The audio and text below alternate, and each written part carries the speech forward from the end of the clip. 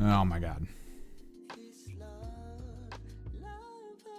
I'm actually kind of happy we get to paint. Sucks it's a little late, but means I'm just gonna go later. Whoop.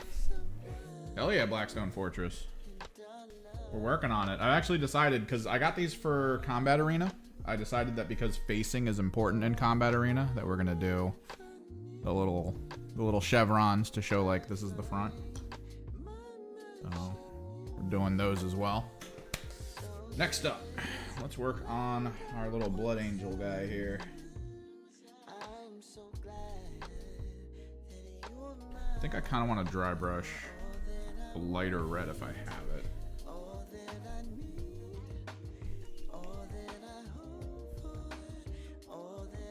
And this bad boy is like super bright because of the lighting.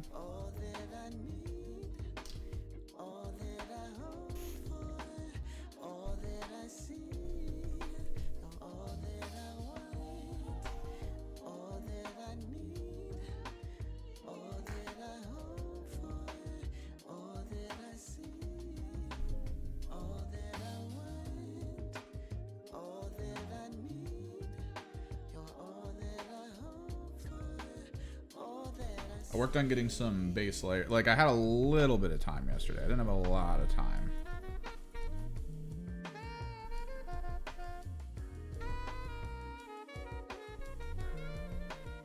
I wish they had easier access to being able to, like, play more of it. Like, I've been looking around to try to, like, find how to get the stuff. And on the Games Workshop website itself, it's literally just like, do you want the book? And I'm like, the book of the rules? And they're like, nah, the stories. I'm like, kind of want to just play.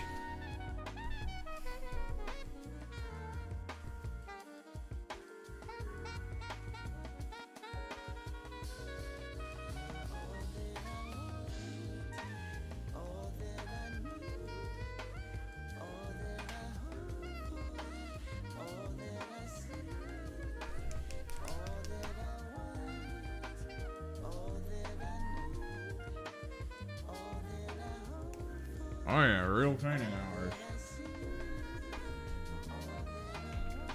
I'm helping my parents move into their new house, which means I'm building a ton of stuff. Like I've been building, oh god. I built some closet organizers, and I did all this for them. Like it literally took like days. And I've still got more to do. It's just the stuff today only needs like a little bit of work, so I'm not needed over there right now. I was needed in the morning, but they'll probably be good later. But like I need to paint all of this real quick because I do want to do a battle report for the Combat Arena stuff. Combat Arena is kind of cool. I kind of want to show it off to people who are interested. Combat Arena is like 4-player semi-PvP with a little bit of a PvE element, which is, I think, kind of cool. Oh, you got the old Metal Grey Knights? God damn. My buddy had those. Those things were heavy as hell. They were so wildly heavy. Let's go with...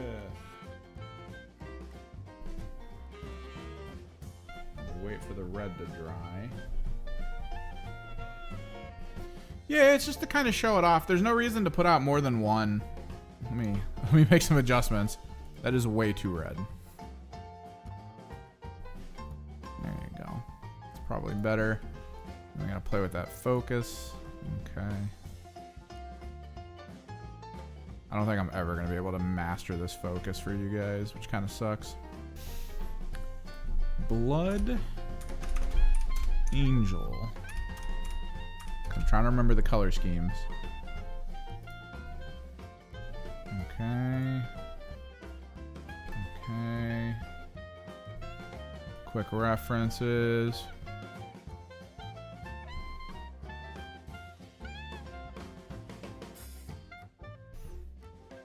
I don't know a lot of the modes. I know for Kill Team there's a Last Stand mode, which is kind of cool.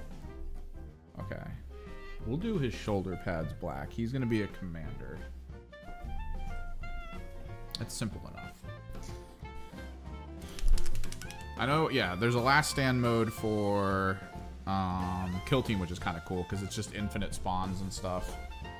And you're supposed to go, I think, until one side dies, or until the defenders die, and it's like scoring or something. I can't remember.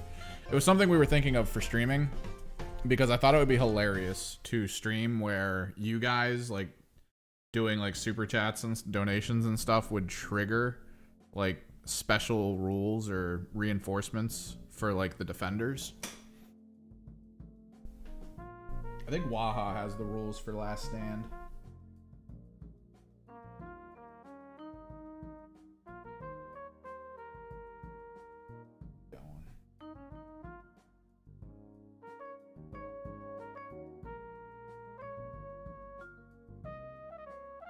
Simple chevroning. Nothing too crazy.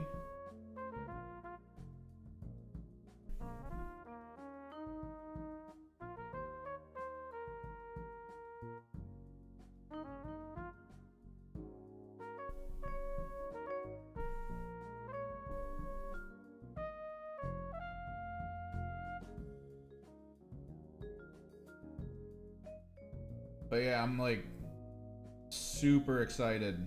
I got both of my Mutilith Vortex Beasts yesterday?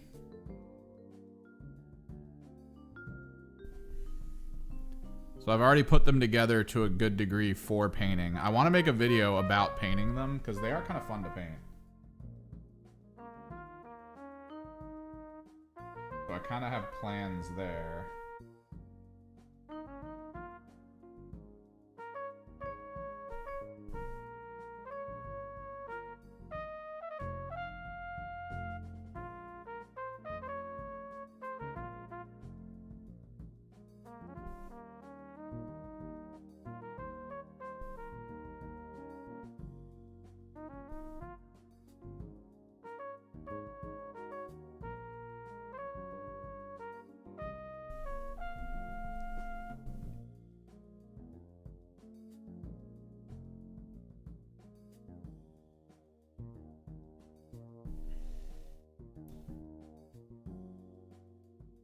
Oh yeah.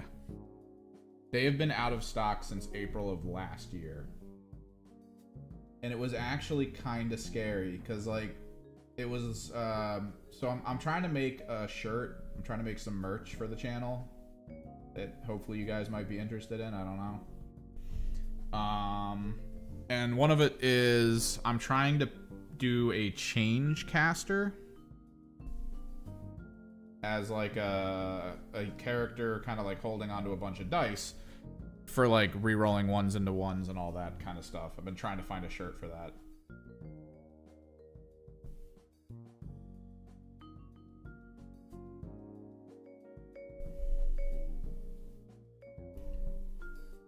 And what ended up happening was I was looking up reference for that. I was looking up reference for the change caster.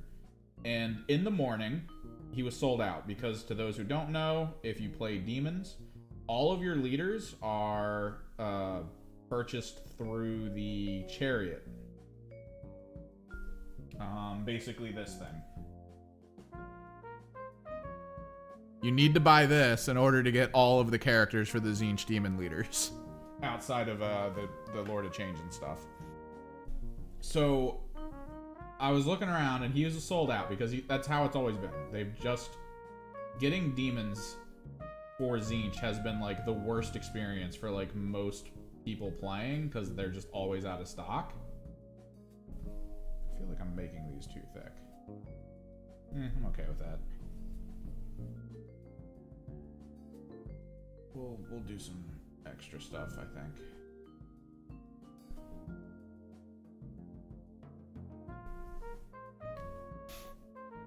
Oh, nice. Yeah, the same one I posted on Discord. I'm still working it up. I'm trying to get it to look nice.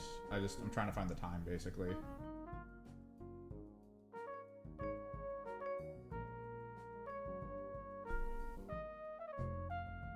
And I was using it for reference online, and out of nowhere, like in the morning, sold out. I was like, yep, figures. In the afternoon, it said it was in stock, and I assumed that Games Workshop did the thing it keeps doing to me, where it keeps thinking that I'm from the UK. So it keeps putting me on the UK storefront page, and I'm always like, I gotta fix this.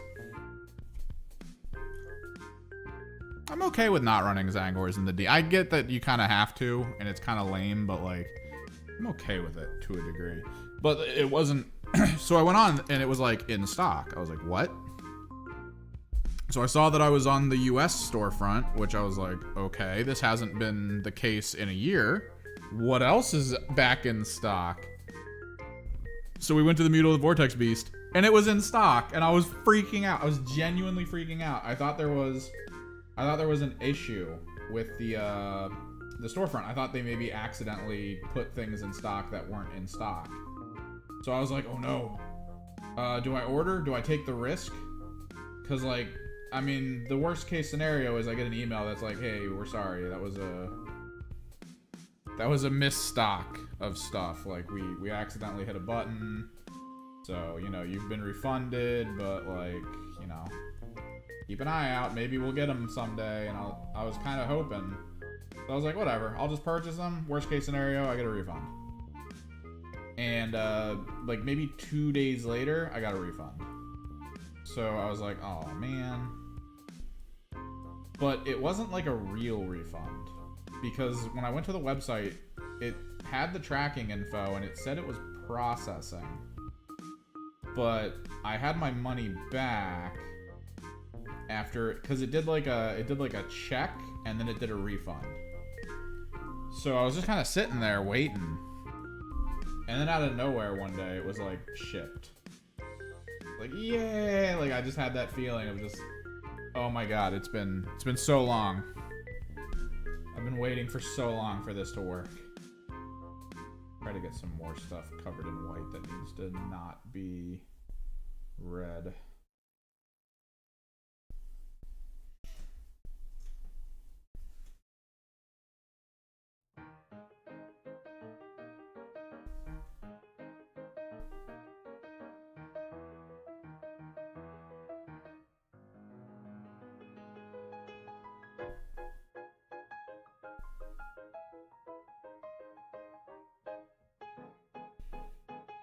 And they came in yesterday, and I got them built. Oh, I'm looking forward to painting them. Like, this whole time I've been playing Warhammer 40k, I've had one dream.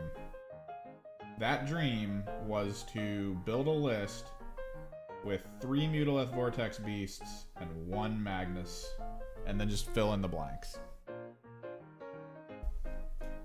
I want to take it to my local shop. I want to play it. Just once.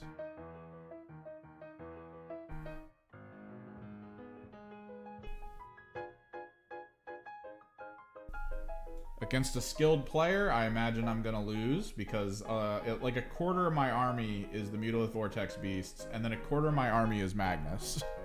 Which means in order to achieve goals on the map, I need to take tons of Zangors. Because I kind of also want to try to fit maybe a Demon Prince, maybe a Terminator Lord and small squad. I don't know. I gotta see what we have access to, because it is a little worrying.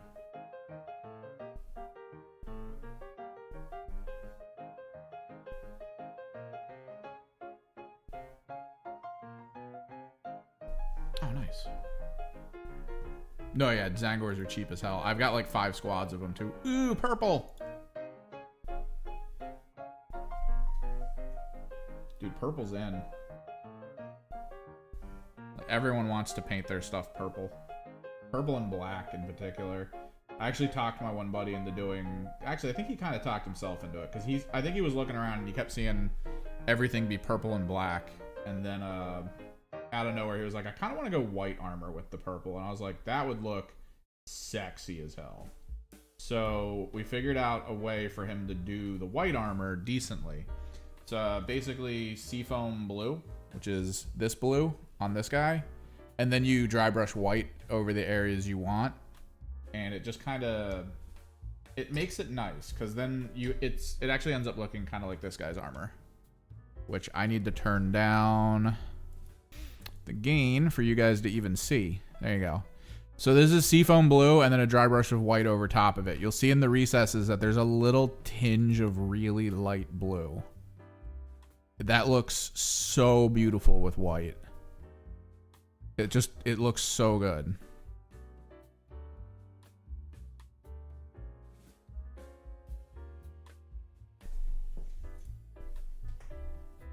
So he's like, yeah, I'm gonna do that, because he's done his Custodes. He finished his Aldari in like a week. Then he moved on to Custodes, and since Custodes are basically just gold with purple for him, he was like, all right, I'm doing it. And then maybe like a week went by and he was like, all right, I'm done. I was like, okay, man. And now he's like, all right, I kind of want to work on my sisters. I want to do white and purple. So we organized how he's going to do that. And then he has Dark Eldar as well, which I think he has an idea for, and we've gone over the process of it. He was debating getting the pinkest pink, but I showed him what fluorescent pink from Golden High Flow looks like over white, and that is bright as hell. It's like almost as bright as the pinkest pink. And he was like, I'll probably just do that. Because he doesn't want to have to mix pigment with medium to then put into the airbrush. He's just like, I just want to go. Like, I want to get the items together. I want to get them pre-zenithal with the gray and white and all that. And then I just want to do it. And I was like, I feel you.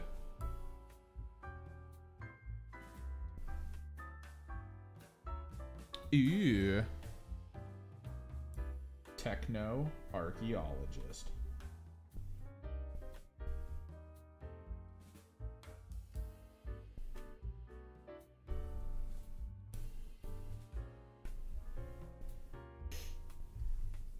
I kind of like that the last video I did is doing numbers, but I kind of don't like the crowd that it pulled out. Because, like, my whole thing is trying to approach it from, like, a business standpoint of thinking about, like, oh, this could work, and then just putting it into, like, putting it on paper, basically, to be like, what do you think? And then maybe, you know, the dream is someone from Games Workshop watches it and goes, I think we should change. Because I've given them an alternate concept. But now, like, I've put it out, and I'm like, I like this video, and it's doing numbers, because we're trying the new stuff this week with posting on Mondays. And I'm like, oh, this is great. But now, like, most of the comments are just like, Games Workshop needs to die. And I'm like, okay, that's a little extreme. I mean, I get that some people don't like how expensive the stuff is and their methods of putting it out, but, like, Jesus. Calm down. We were just trying to have a conversation. So I don't know. I might try to avoid critical thinking videos going forward. I don't know. Maybe just stick to rules and tactics and concepts. It's been on my mind because, like, every time I go to the local store, I feel like I have a conversation with someone who starts talking about, like, the annoyance of needing to buy codexes versus just having the digital. And I was like, oh, I'll just do this as a video because this, you know, it feels like a fun topic to talk about. Oh, how naive I was.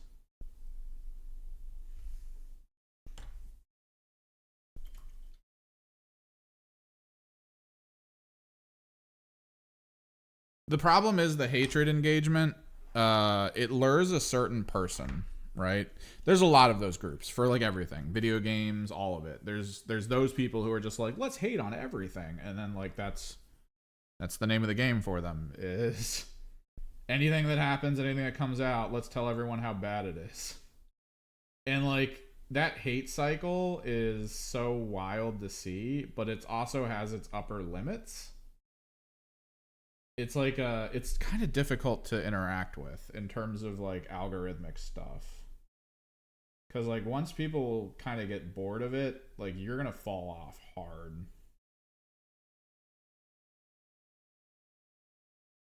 The question is, when do people get bored of it? Because like I know I've seen a lot of the channels that do that with Games Workshop stuff, and I feel like most of the time the stuff that they complain about is like immediately resolved, like within a week of them bringing it up, is like, oh, it's over, everything sucks and this is why, and then like a week later like their problem has been resolved, and it's just like, huh. I don't know if I want that cycle for myself of just like, let's talk about the bad thing. Because I know right now the big one is scalping. Everyone's like, oh, scalpers. And it's like, yeah, they suck. Here's the problem. They don't just suck for Games Workshop. They're kind of universal in everything. They're everywhere. Because there's countries right now where scalping is illegal. Like if you live in that country and you get found to be scalping products to try to sell for more expensive like levels to people, you can be tried and found guilty and pay fines and possibly jail sentencing and all that. So like other countries are like, but America is all about like, you know, almost like pirate level capitalism. They want you to just find the loophole and then abuse the loophole.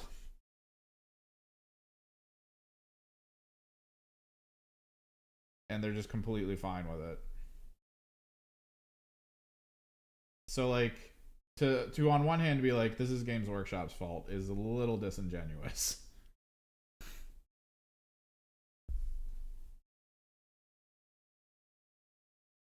There's a lot of companies that have tried to combat scalping like throughout their whole history, and once in a while it works, but then like all that basically does is it erects a barrier to try to slow stuff down, and then the bots figure out the way around the barrier, and then that's it. Like you're back at it.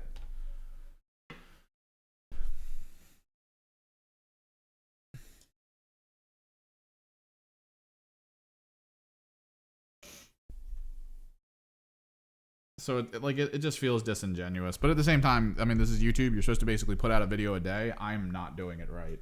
I'm hoping that I cultivate enough of a decent community that by the time I get the YouTube memberships and possibly the Patreon out, I can circumvent the need to rely on YouTube ads to survive. That's the hope. But we'll see. We'll see how it pans out. Because hope and practice, two very different things.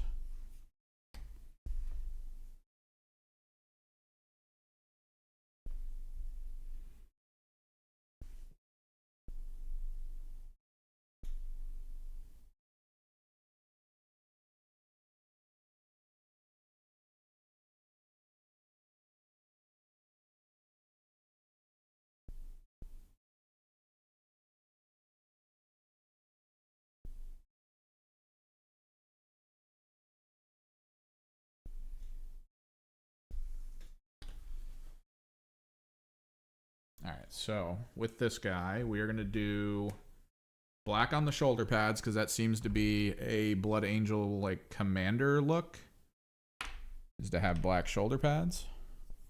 And I mean, I imagine this guy as a solo Blood Angel will probably be a commander of sorts. What are you guys up to? You guys got any fun project plans? Anything cool going on in your local scene? There's an escalation league. Sadly, because of the me helping my parents, sadly, I can't join the AOS escalation league. Makes me sad because like I bought those blue horrors for 40k so I could get some allies. And I'm starting to realize that if I play Disciples of Tzeentch, I need like fodder demons. Like that's just how you play a Tzeentch army, is to get fodder demons so that in a turn, I think I'm trying to remember how it works. if I grow my army, or if I grow my caster points, can I summon more than one unit? I haven't checked. Because my idea is if I can just mass increase my summoner points and then just start dropping like low cost demons all over the place, I feel like I'll achieve something out of that, right? Like I'll cause enough of a problem that like I can get other things done, because that's still my biggest issue is if I don't put like a minefield of fodder between me and my opponent, I'm dead, which really sucks.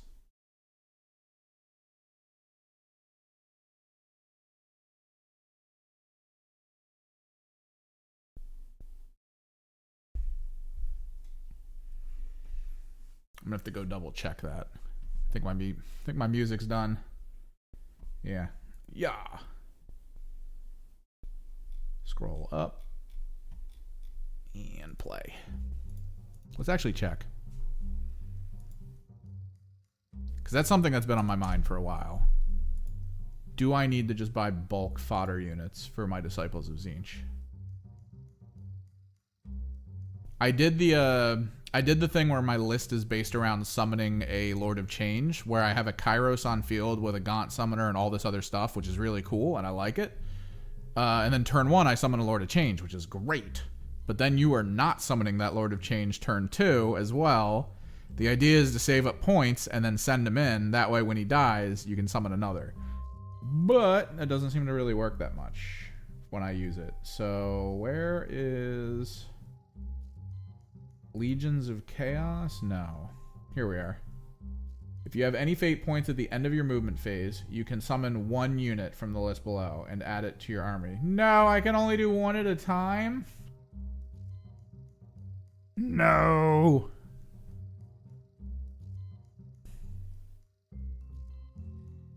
You have enough fate points. Each time casting roll, receive a fate point when a friendly or enemy.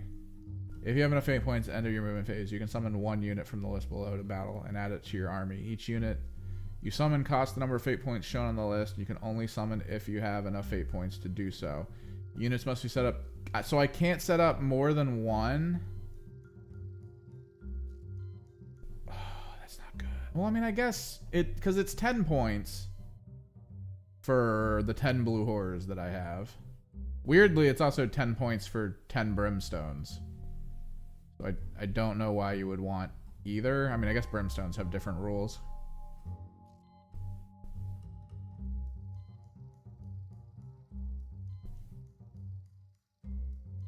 Horrors of Tzeentch.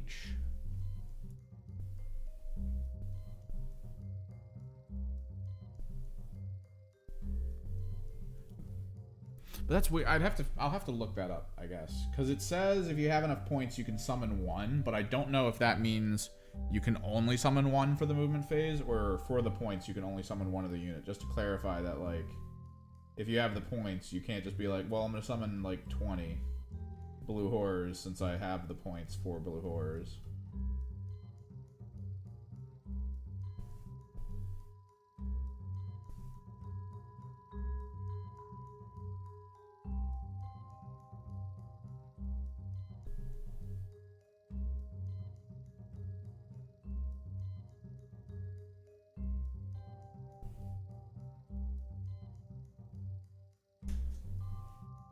Oh yeah, dude. I'm always packed with projects, which I kind of hate, but I kind of like because it keeps me distracted.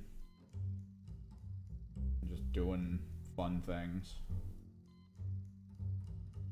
Because my script's all... Here's the issue. It's Thursday. My script is almost done for the appendix video that I want to release on Monday.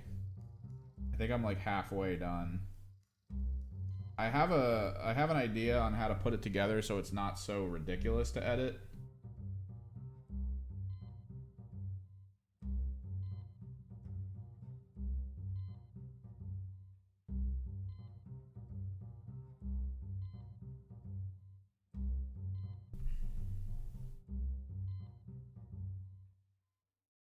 I need to hit a lot more spots with red.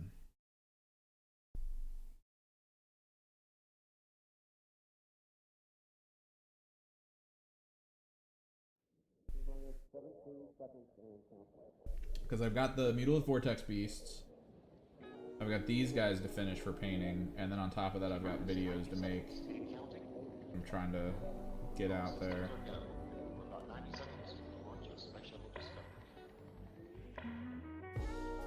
I've also got assets to make for the stream. I want a different intro screen that I have an idea for. I also need to try to develop screens to make the battle reports faster.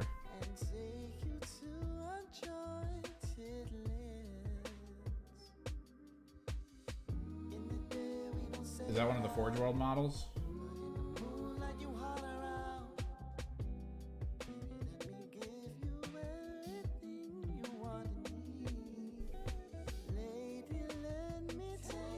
Dude, my buddy bought so many Forge World models. His Black Templar have 2 of those grab tanks. I think 2 or 3. I think he bought 3 Tantalai for his Dark Eldar. He is wilding out on that stuff, man. The trick is every time I talk to him about it, where I'm like, oh dude, we gotta go put on a game somewhere. He's always like, I don't know if I want to go anywhere to put a game on. Like, he's not really into the mood to like go to a tournament or anything. He's just kind of like, I kind of want to just play around the house. You know, set the board up there. I'm like, dude, you don't buy 3 Tantalises and then paint them really well to just leave them at your house. We must flex on nerds. It must happen.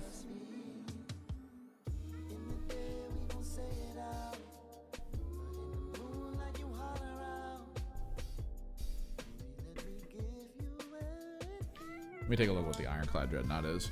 Yeah.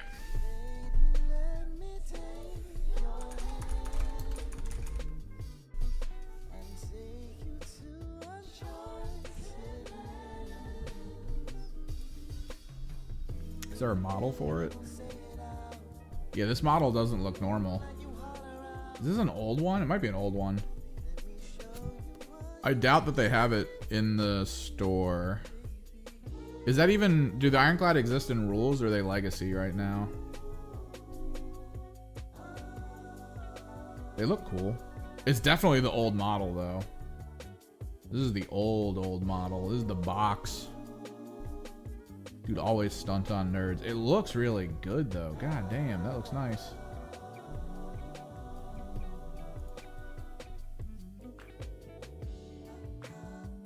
Definitely the old build, though.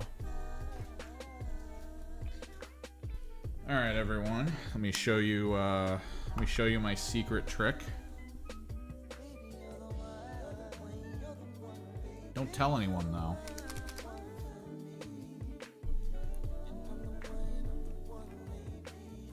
So you see how we chevroned in black and white?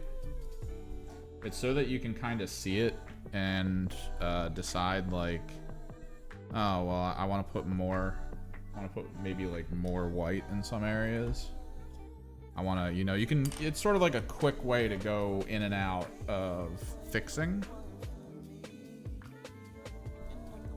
with minimal efforts put in, right?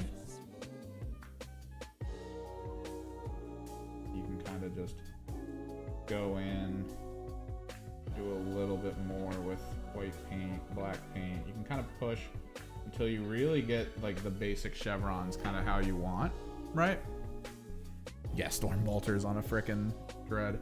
You then take a yellow contrast, Imperial Fist or something like that, and you just go.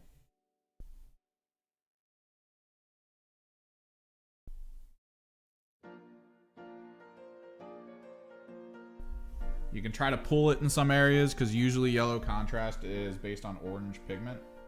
So if you put it in spots with like a little too much, it becomes orange. You can kind of pull it like that. There you go. Quick and easy chevrons. Black to white to contrast. I used to do it the old Duncan Rhodes way. And the old Duncan Rhodes way is good. Don't get me wrong. I can't knock the classic. The problem with the old way though is if you screw up. Like the old way was to make the yellow underneath look weathered so that there's variations in it. It's usually Averland Sunset. Then you want to maybe do Flash Gits as like a highlight. And then you go back through with Cassandara yellow to shade it as a dark orange. And that looks really good. But then you have to go over top of that with black. And if that screws up, it is so hard to fix it. Whereas this, super quick, super easy. Low effort.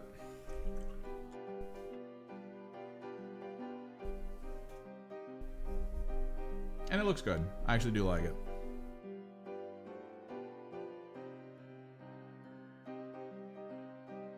Do a black knee pad. So yeah, fun little trick to put in your book of things you can do. And you can apply it to almost anything, right? Let's say you want to do like an interesting pattern. Maybe like you have some Harlequins and you're like, man, I really want to make their leggings have that black and white checkerboard pattern, but I want the under part to be colored.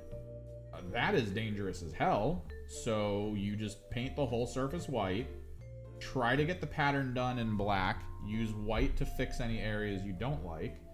Then you get the contrast colors that you want the under parts to look like a purple or a blue or whatever, and then just hit it with that. And it's the exact same outcome. It's a great way to do colored patterning on surfaces.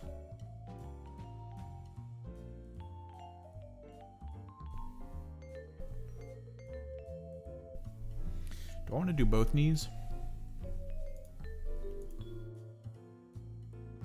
No, just the one knee is good. Any other fun visual aesthetic reference?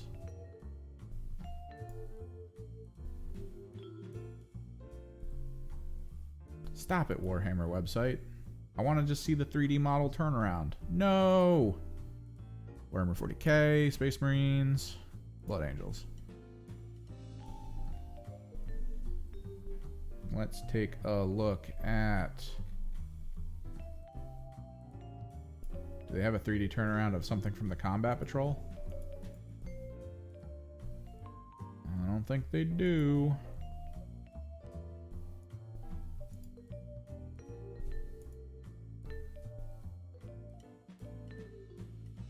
I think the Blight Lords, from my understanding, they're supposed to be really good, right? Like, you usually want one. I can't remember why, though.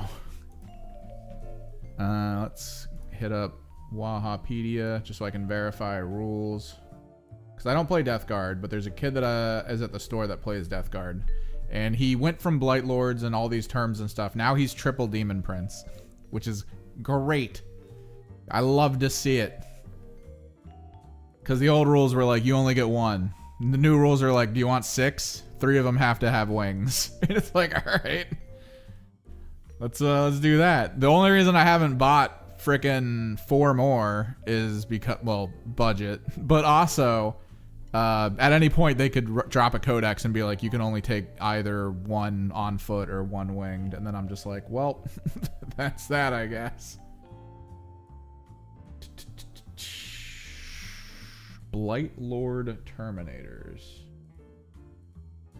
Were these the melee ones? Which ones are these? No, these are the actual gunner ones.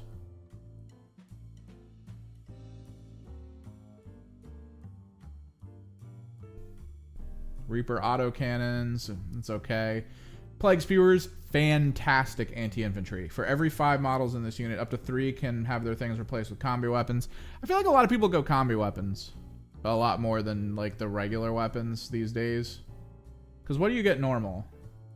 You get a Plague Combi Bolter. Plague Combi Bolter is no AP, basic stuff. Lethal hits. Not great. Probably go combi weapons. One Blightlord Terminator Plague Combi Bolter can be replaced with one of the following. Blight Launcher, Reaper Autocannon. You probably go Blight Launcher with this, right? 2, 3, 6, -1, 2. There's a Autocannon. I feel like Autocannon could be good. Sustained hits. One Blightlord Terminator Plague Spewer. You do take that 100% because that is so good. The friggin' Plague Spewers in the Death Guard line are just amazing at clearing enemies. Just they're perfect. You don't care anymore. Like dude, friggin' think about it this way: Plague Spewer versus Custodes. So you roll d6, and then the Custodes are like, we're toughness, blah blah blah, and you're like, I don't give a shit. I have anti-infantry 2+. I am dumping wounds on you. I do not care. That is so good. And then one Combi Bolter can become a Bubonic Blade replaced with a Flail of Corruption. I don't know if you go Flail of Corruption. Maybe. It's decent. Bubonic Blades are really nice, though. Yeah, you probably don't go Flail. What's their points value? 165? That's actually not bad. If you think about it. For Terminators, my 1,000 Sun Terminators are way more.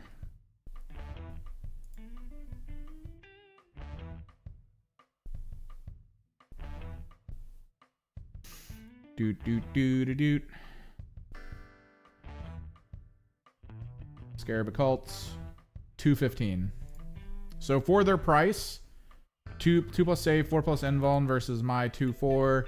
Wounds 3, of course. Toughness 6. Mine are only toughness 5. Yours are toughness 6. That's actually a really good for gating situation, because it's great for strength 3 weapons. You're not going to run into a ton of those though. But there is for armies that saturate fire, you're probably going to go against at least a decent bit of toughness 3 or strength 3. So toughness 6 actually kind of ruins their lives completely. Alright, we need to do the black.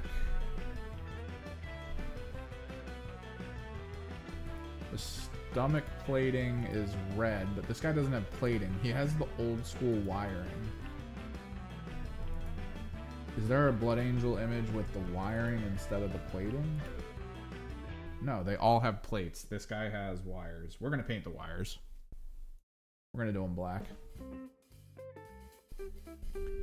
Death Shroud, I know you only really want to use if you have like a decent leader for them, right?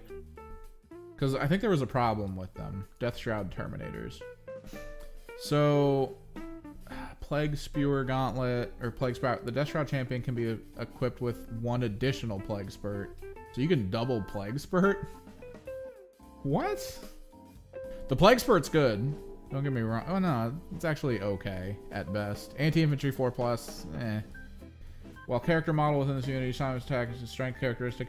So when you have a character in your unit, you have the same rule that my Scarab Occults get, which is really good. Their reduction of the wound roll, really good. 120 points, not bad. Strength 8, AP 2, damage 2 on the strikes. That's mildly good. Lethal hits makes it great, especially at attack 4. 3 models though. Oof. So the big issue I remember with these guys, because their movements, the issue is their movements 4. They are great melee, but their movements 4. So how do you get them in? You're gonna need a Land Raider. I think the one kid that I played, he tried to send them behind enemy lines, and then like try to get to me, but like, how? You're not deep striking within 9 inches, so you have to move 4 and then pray you get it's not that bad. So your best bet is to rapid ingress with them, try to survive whatever happens, which if you have a leader with that squad, it probably will. They'll exist more as a distraction to your opponent, who's now like, oh, I have to shoot these because they're within 9 inches of something that I don't want them to get into melee with. So it kind of becomes problematic for your opponent to have to choose. So it's a good distraction. The term I believe is distraction carnifex is the one that everyone uses. It's just a way for you to prevent your front line for a command point. You know, you're gonna have to spend a command point on this and rapid ingress them. It's just a way to make your front line not as like bothered by the opponent. Which maybe that's what you want to do. I don't know. Live your life.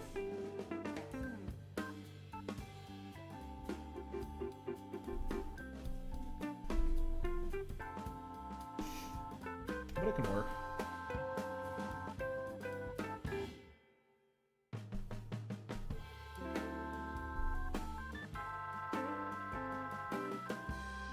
Question is, which leader do you give them? Because you 100% want that damage reduction, the wound roll reduction against higher strength weaponry. Because someone's going to try to pummel you with like strength 8, most likely. And if they're strength 8 and they're forced to roll 4s, like that's hot garbage. What leaders do they get? You can get Typhus. I don't think you take Typhus. Lord of Virulence, Lord of Contagion, Death, Sork. Lord of Virulence provides them... You can reroll your wound rolls with ranged attacks. That's not useful necessarily. That's actually kind of good with the Flamer, though. Especially with anti-infantry 4. Because then you just reroll the anti-infantry 4, which is like a flat thing, which is just nice. Each time friendly Death Guard model makes an attack with a blast weapon. No, this guy's more for the other Terminator squad, I think. The other one. While models in this unit, each make a model unit can reroll hits. Lord of Contagion, kind of useless with them. Each time this model, and then he only gets a D6 on a 4+ to closest enemy unit within engagement range. Yeah, that's kind of bad. Death Guard Sorcerer. Start of the fight phase, roll 1d6 on a 1. Psyker unit suffers D3 on 2. At the end of the phase, each time an attack is allocated to the model in the Psyker's unit, subtract 1 from the damage characteristic of that attack to a minimum of 1. I would probably go Death Guard Sork in this squad. I would probably go Death Guard Sork, and then when you're going into fight, you can just use his psychic ability if you're going against something big. Because it just makes it so insanely hard to kill your Terminators. Once per battle after selecting target for psychic weapon equipped by this model until the end of the phase, improve the strength and damage characteristics of that weapon by 2. It's not bad. Death Guard Chaos Lord.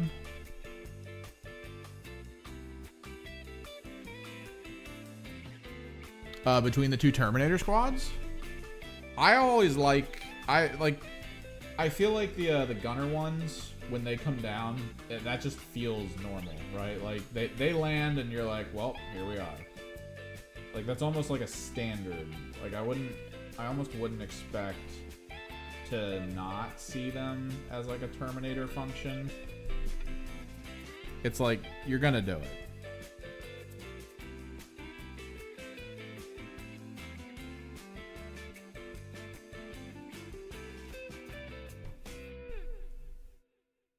Malignant Plaguecaster. What are we talking about now? We're going off the rails.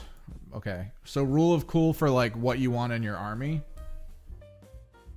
In your shooting phase, you can select one enemy unit within 18 inches of this visible psychic armor. The unit suffers D3 mortal wounds to the unit at the start of the next shooting phase each time a model. Subtract 1 from the wound rolls in your shooting phase after this model has shot. One or more of those attacks with Plague Wind scored a wound against an enemy infantry unit. What's Plague Wind? Hazardous or not hazardous. It's a flamer for 12 inches. Okay. Until the start of your next turn, subtract 2 from that unit's move characteristic and subtract 2 from advance. I actually love movement manipulation. I love it. One of the hopes is for my Magnus Walks the Dog list is that I can have 1 or potentially 2 exalted on discs of Zinch. Because the whole purpose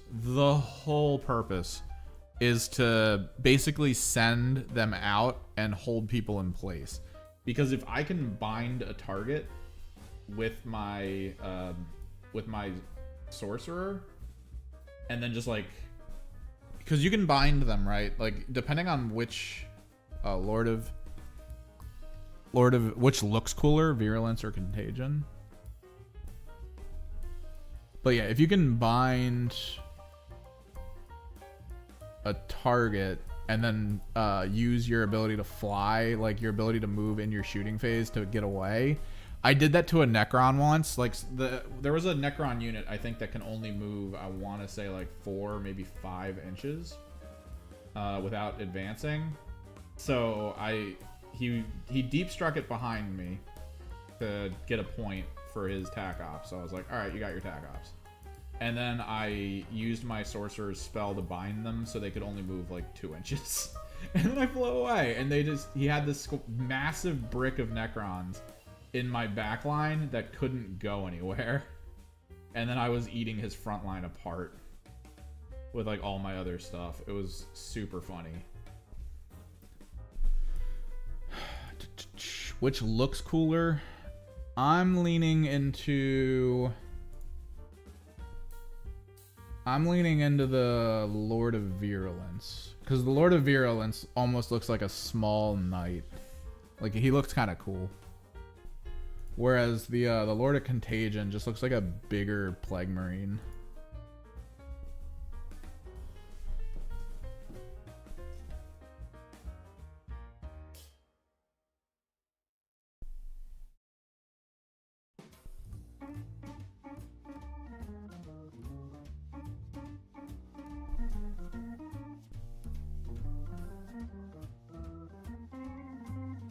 Color, what? So the chest angels are black. Okay.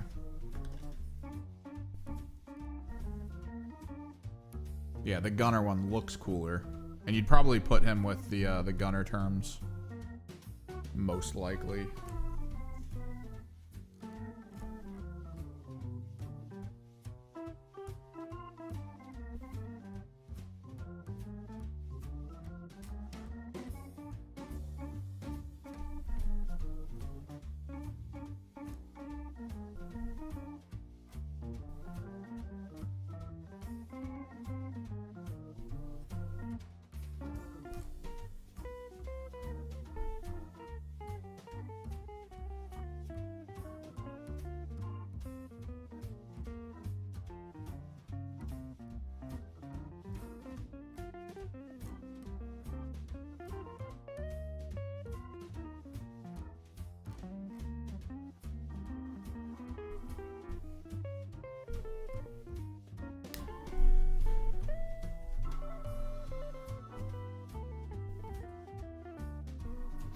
Tabletop gaming.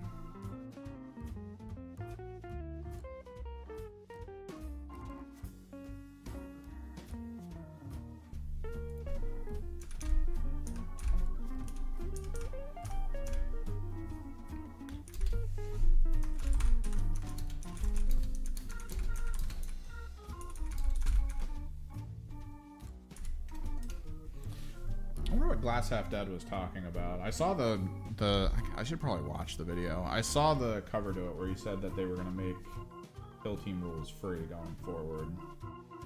And I was like, what?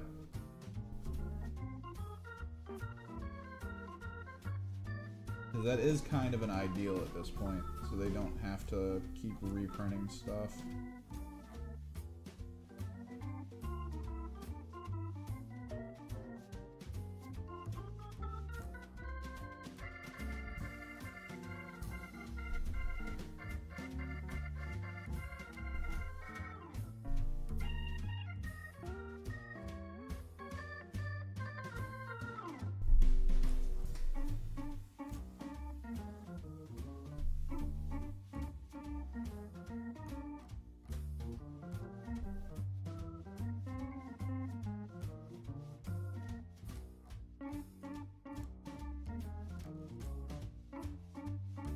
Honestly, I feel like they're sitting on a pretty solid game mode with Kill Team. Like, Kill Team's kind of really taken off.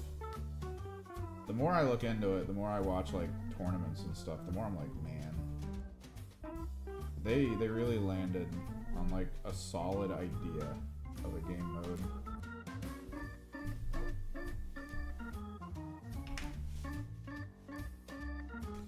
Because, like, I do hear good things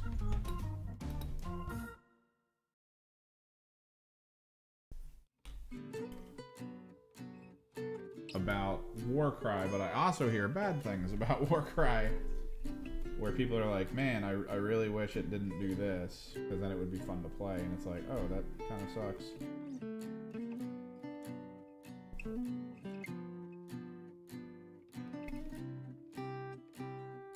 Just a little, there's a hair I think might have gotten stuck in the glue.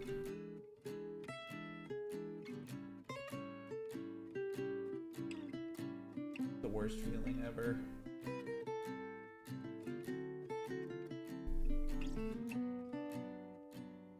Oh, I got it. Oh yeah, Kill Team's good. I like it. They just need to make sure they maintain support for it and keep moving forward. This season feels a little off, is probably the main thing in my head. Because it feels like they're just using Kill Team as a way to release new models for 40k. Which means we're not really going to get, I think this season, we're not going to get too many unique teams. We're going to get mostly just like retooled teams where they take like a regular squad from 40k, kind of like the Scouts. And then they go, alright, let's just give them Kill Team rules and then release them. And it's a little off-putting. I get it mechanically as a company. You don't want to like overburden your processing areas and stuff. Like you don't want to have to push too hard with that.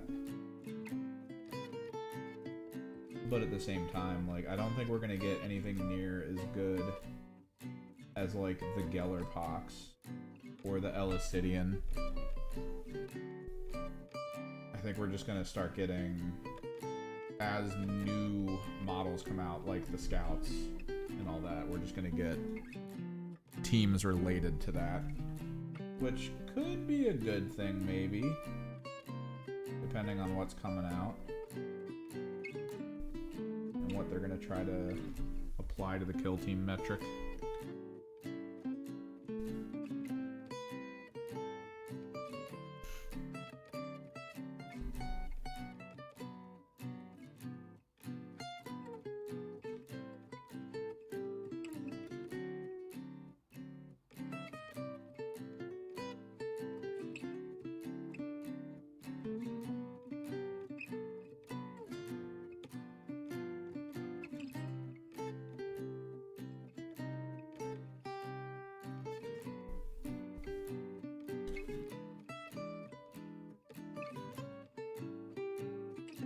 You feel like that's the next step, right?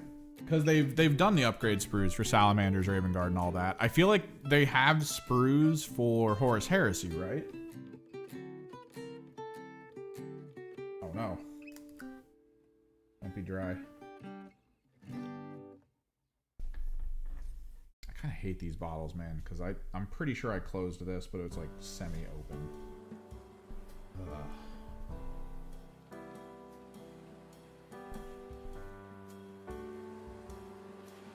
So like, why not? I feel like Chaos needs to be next in line for having the minor faction sprue upgrades, because they have them for a ton of the Space Marine factions. So why not try to just give people the ability to be like, oh, let me get my word bearers some new cool shoulder pads. I feel like that's the exact play you want to make at this point.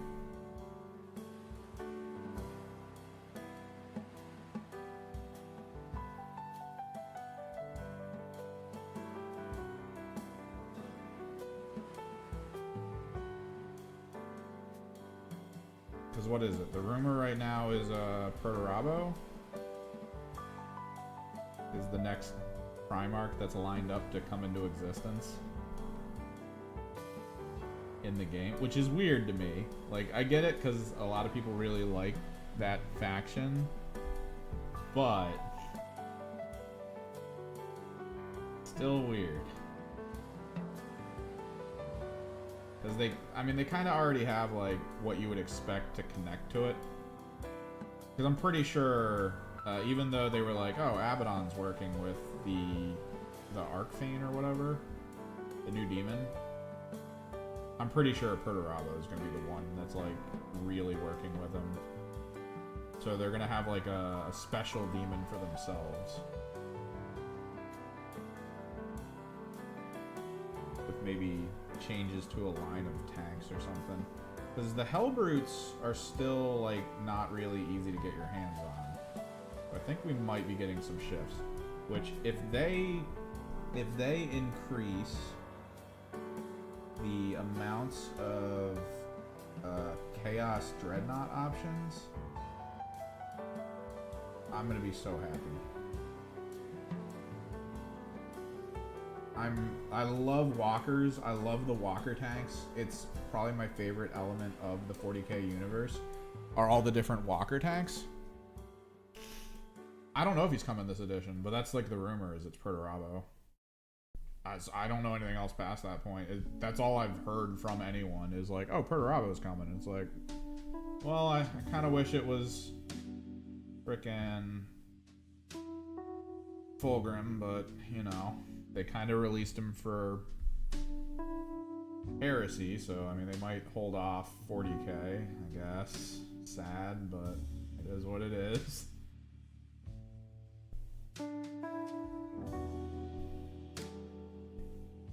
Dude, the thing about the Word Bearer armor, like the upgrades, just shoulder pads, I feel like... So I started... One of my earlier armies was Word Bearers, because I loved the idea that they were so in tune with demons back in the day. Like the Icon Bearers, they were all about having the same like visual level of litanies for like chaosy things and stuff. But then all of their art was basically like the words that were carved into their armor were basically molten. Like, the words themselves were so powerful that they were just on fire at all times. Like, they were just lit up. Because, like, those were the power of the words that they wrote. And I was like, that's really cool. So, when you get them, there's this feeling of, like, the whole armor needs to feel like a walking book of just, like, on fire letters. And I think most of the people that play, like, word bearers who are playing them because they, like, love that element, they get one of those, like, fine tools for carving jewelry, and they actually, like, spend whole days with their units just sitting there with, like, a little carver, just carving into, like, the armor itself in stacks. And then doing, basically, you can do a flowing orange, like you can get like an orange, you get white ink. We did this with some of my models, but you flow light into those crevices and then you flow like a thin down orange into them after it dries. And then you paint over top of it like the regular color, or you just clean the color off. And you're just, oh, they look so good. Just have these burning letters.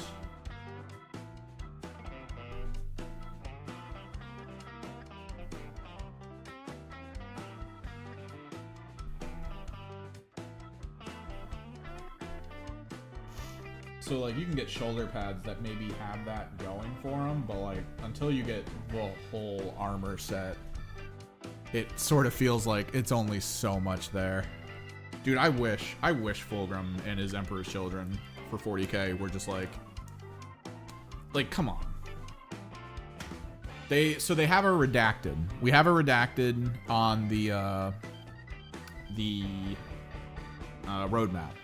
Everyone's assuming it's Agents of the Imperium, because that kind of fits conceptually. But there is an element to it where I'm like, what if the Redacted gets revealed when the Chaos Space Marine Codex drops as the Emperor's Children Codex? And there's like a whole reworked line of Emperor's Children. And it makes it's inside my own head. I'm like, yeah, let's do it. But like, I also, so my general approach to like video games is don't get hyped. If you get hyped, you fall for like you might not like what happens. That's kind of the result usually, is if you get hyped, you might just not enjoy what actually happens. So if I get hyped for the potential of an Emperor's Children release and it doesn't happen, I'm gonna be annoyed. I'm gonna try to avoid thinking in these terms, but like, it would be cool.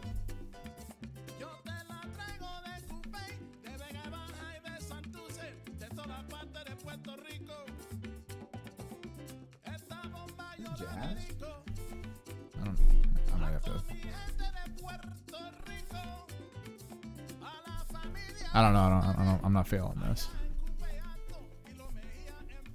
Yeah, just allow yourself to be surprised instead of being like, oh man, it better be Emperor's Children.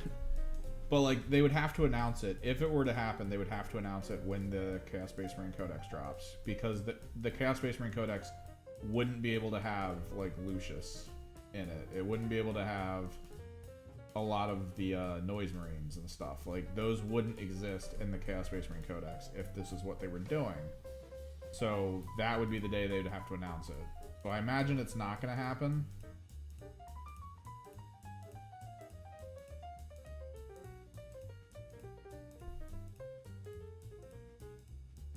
But you know, maybe we just hang out and hope.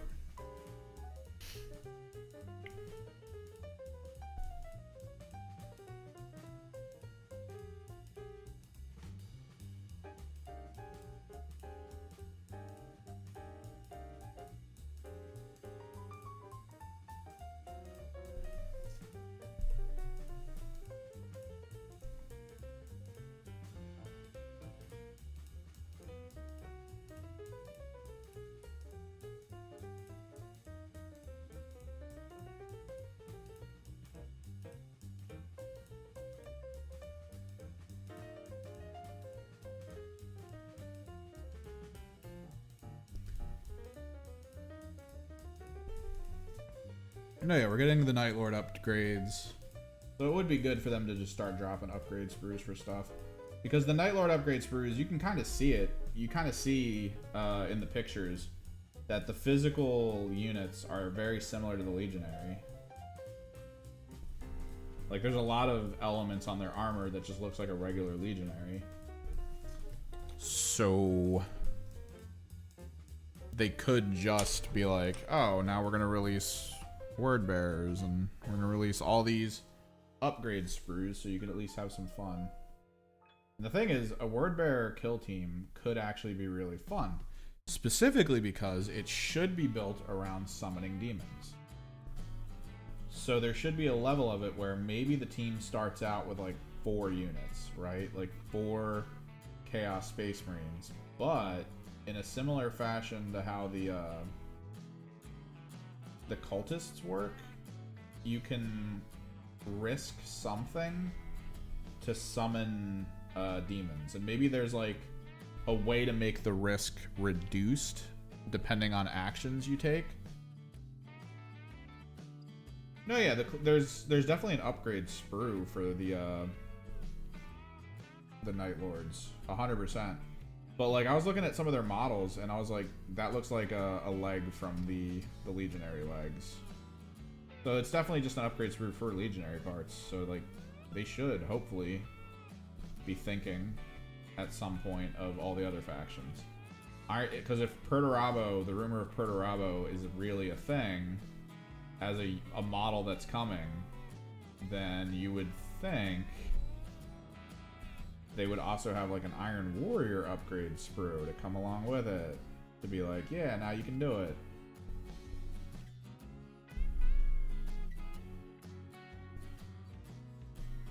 Yeah, you can do Possessed with them, or maybe you actually like summon demons. Like maybe they do just come with like a couple Bloodletters, a couple Blue Horrors, a couple just something.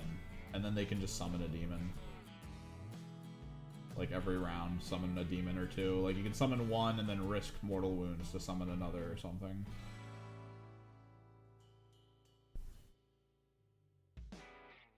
The Alpha Legion upgrade sprue is just buying intercessors though, right? That's how you do it? That's how I did it. You just buy intercessors and paint them to look like Alpha Legion.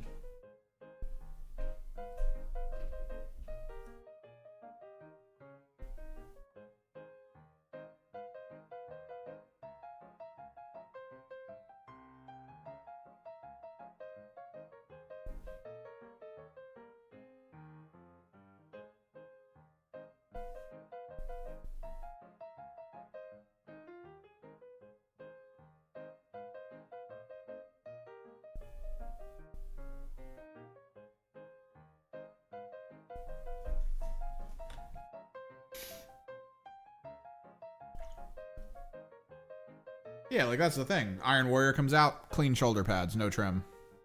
Just clean shoulder pads. That'd be like the upgrade sprue, right? It would be the helmet and the shoulder pads. And that's pretty much all you need. Dude, everyone's Alpha Legion. It's another shirt design I have in my head that maybe will come out, maybe not. It's the Emperor of Mankind, like sitting in the golden throne, but then it looks like a part of his face is like frazzled, like it's frickin' like some kind of hollow camo that's coming undone, and it's just like an Alpha Legion face mask sitting there. It's been Alpha Legion the whole time.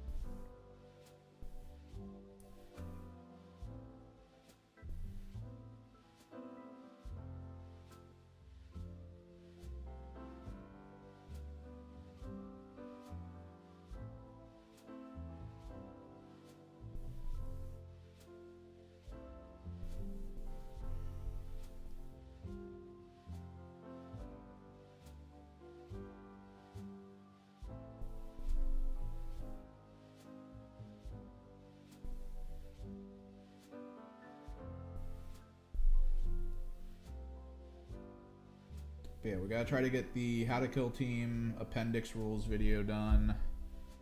We gotta work a bit.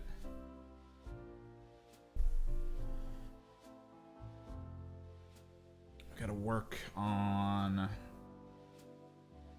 my Mutilith Vortex Beast painting video, but that'll be like way later. There's no way I'm doing that anytime soon. I got so much footage I gotta record for that shit. So much to do. But the next video after this is hopefully going to be a battle report from Warhammer Underworlds. I want to do an Underworlds battle report video between the teams that I have.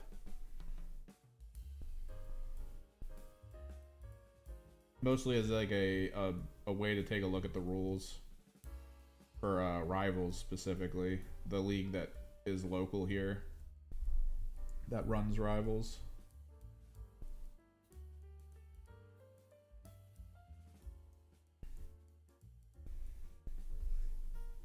Because it is actually really fun. And I wish 40K had an equivalent that wasn't just Space Marine Heroes or whatever that is, the blind box game. Like, the blind box game is actually the closest thing 40K has to Underworlds right now.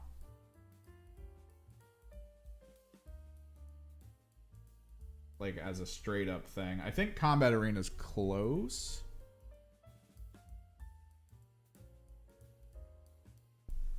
Oh, that's fine, Evil Eyeball. You don't got to explain your late night habits to me.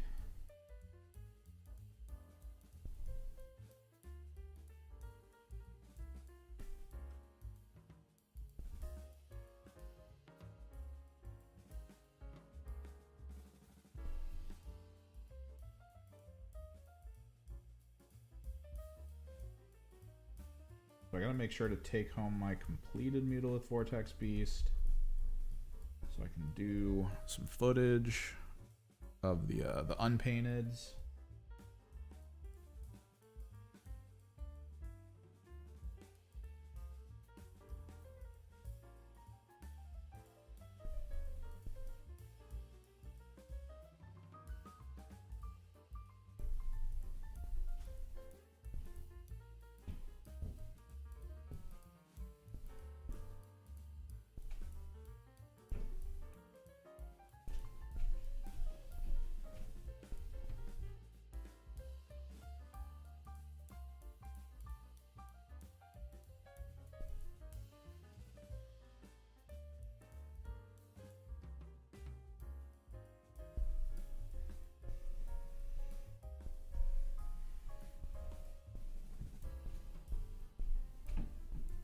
Chill out and paint to some smooth jazz.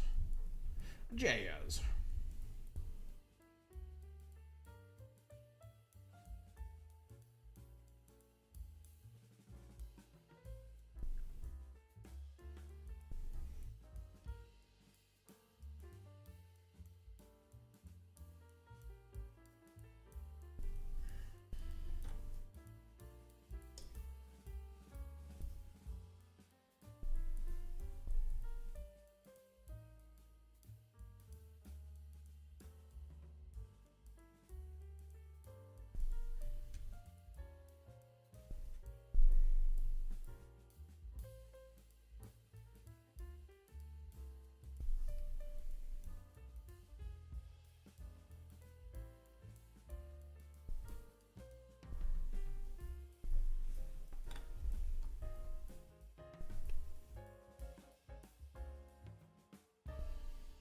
Guy's coming together. I like it. He is a weird looking... I'm guessing this is a plasma gun? I need to look up reference for this gun, I think.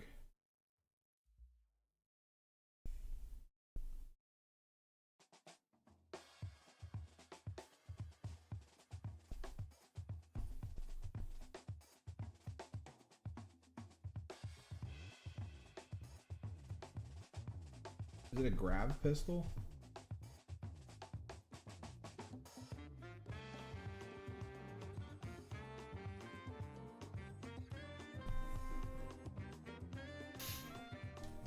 Dos blight haulers.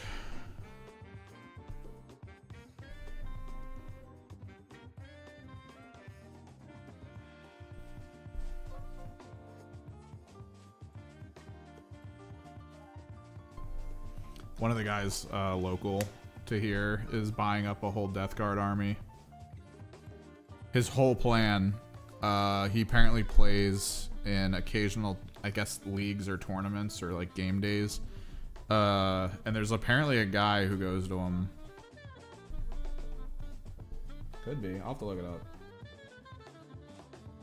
There's a guy who goes to him who knows him. And he'll show up to the tournament usually with a bunch of lists. And he'll pick his list that he's gonna play on the day, right? Like he'll decide what he wants to play. And normally what happens is, if he sees this guy show up, he picks a list that he explicitly builds to defeat the common list that he plays. That's literally the goal. Is which I mean that's bad sportsmanship, I guess, in a lot of terms, is to build lists explicitly to fight people you know, and the lists they usually run to play, like, it's just not. And like to be at a tournament situation and to literally be like, I don't care what anyone else is playing, I want to play my list that's gonna beat this one guy. A little obnoxious. So his plan is to go to one of these events, see the guy, and then have that guy like pull out this specific list to beat his stuff. And then he goes over to the table. He's like, "Oh, hey man, how's it going?" He's like, "Oh, I got my list together. It'll easily handle your army." He's like, "Okay, cool." And then he picks up a box filled with not that army. So he's buying Death Guard. He plays. He doesn't play Death Guard at all. He's never had a Death Guard team, but he likes the rules where the Death Guard are now. And he basically like purchased a full Death Guard army, like on the quick.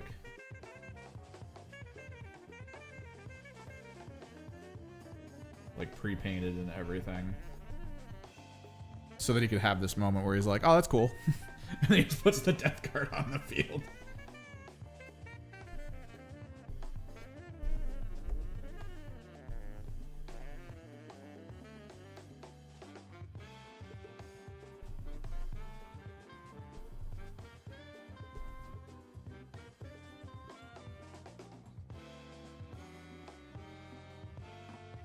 Because Death Guard are definitely in a good spot right now. I like them. I know everyone's like, "Oh, I want my Feel No Pains." You have probably one of the coolest auras in the game right now.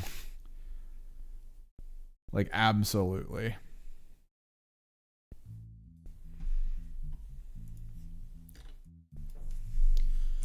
Blackstone Fortress Space Marine.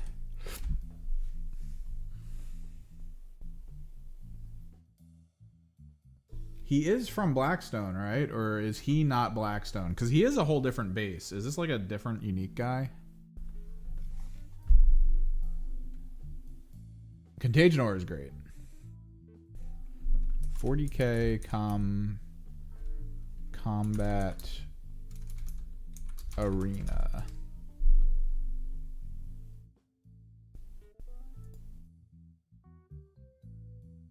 Okay.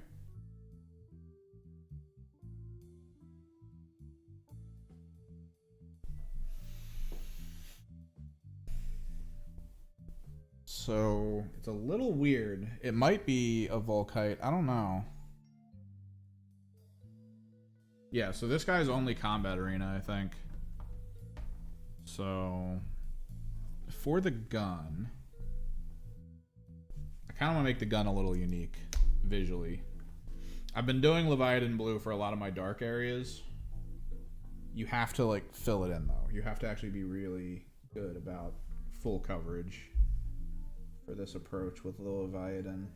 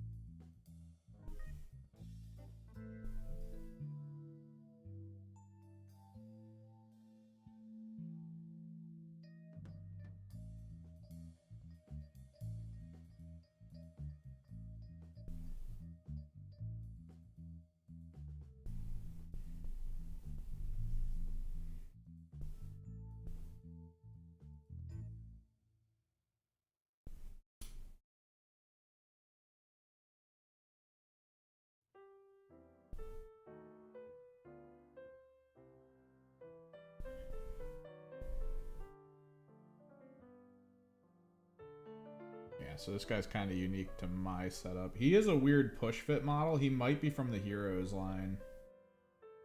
I don't know. He feels like he existed before Combat Arena.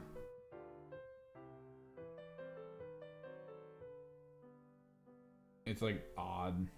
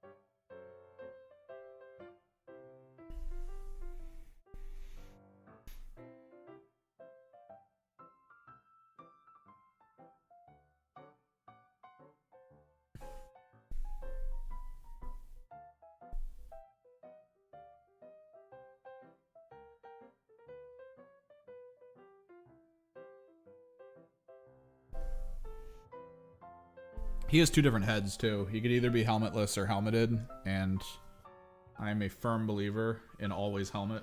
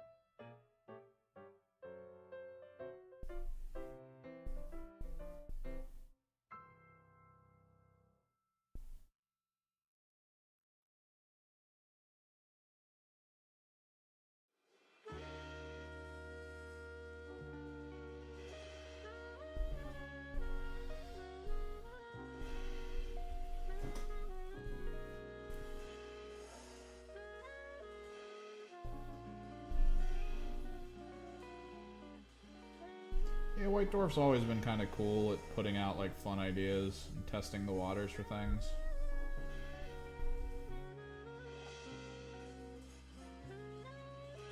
White Dwarf's put out a lot of interesting like narrative kill team rules.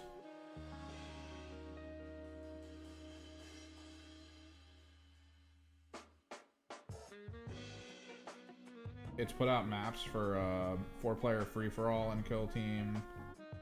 It put out this really interesting map for 4-player free-for-all that involved elevators that you would put between the two boards so that people couldn't shoot at each other like right away down hallways. You needed to be able to take an elevator to like a different floor to deal with things. And it actually came with punch-out cards to represent the elevators, which is really nice. I think Last Stand was in White Dwarf as well.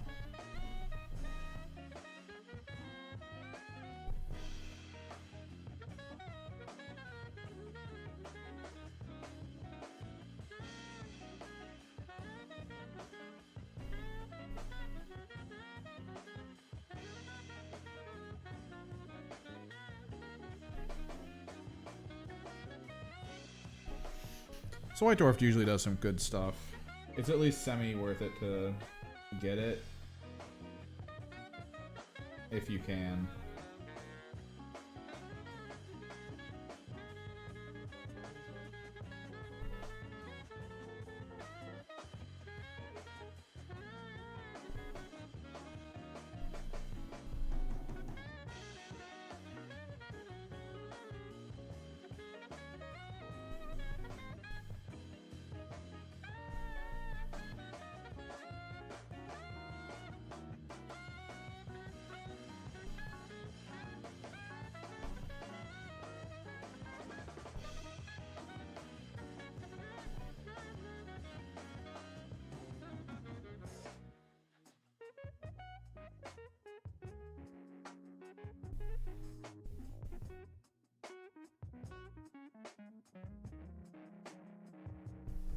Let's get the green eye lenses going.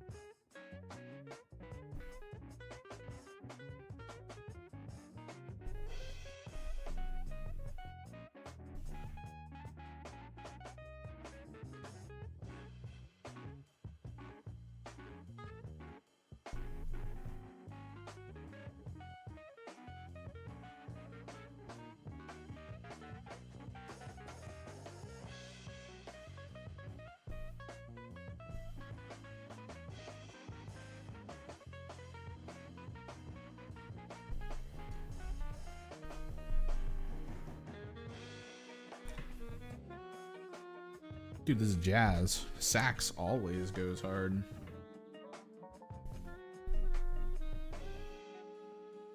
Alright, we're gonna have to work up this gun a bit. I need to get my actual silver.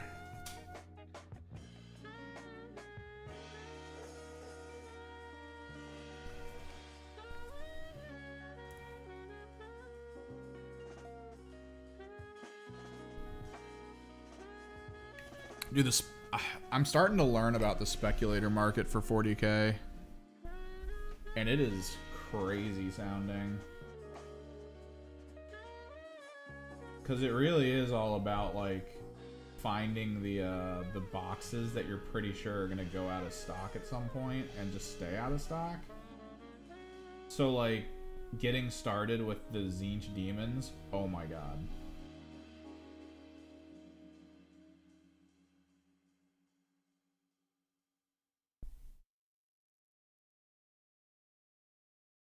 Like if you can have the forethought of being like, this is a team or this is a faction that actually looks really good that people might want to play, and this is certainly a box that is rare or is going to go out of print soon.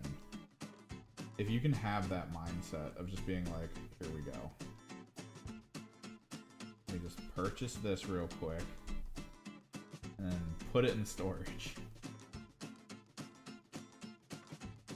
Like when this box dropped for Combat Arena and it had the Blackstone Fortress models in it, like it sort of came up when people were talking about it as like, yo, you're gonna need to buy this because everyone and their mom that knows what Blackstone Fortress is knows that those models are actually kind of expensive. And since this box is like some of the core Blackstone models for $35, you're gonna want it. Like literally, someone on Reddit posted that this was out. They were like, "Hey, that interesting box that we've all been waiting for is finally out." And the moment I saw it, I was like, "Purchase!" Holy crap! I probably should have bought two just to like have one on hand. And then I am the scalper now.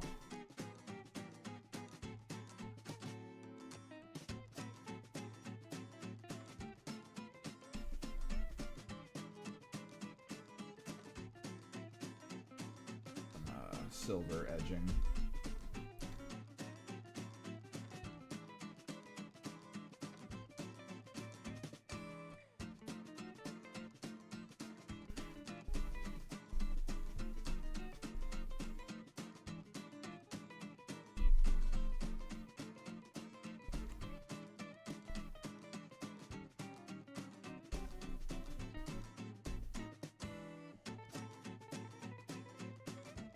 I feel like I'm casting too many shadows when I paint for you guys. Let me try and fix that.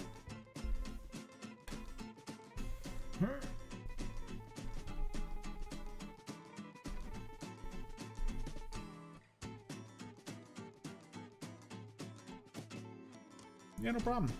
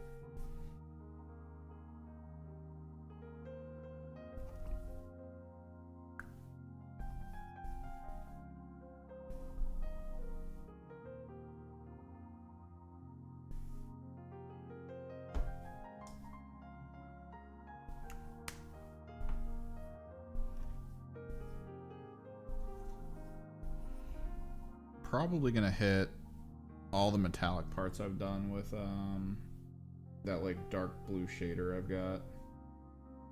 Try to give it a little bit more life than just flat metallic.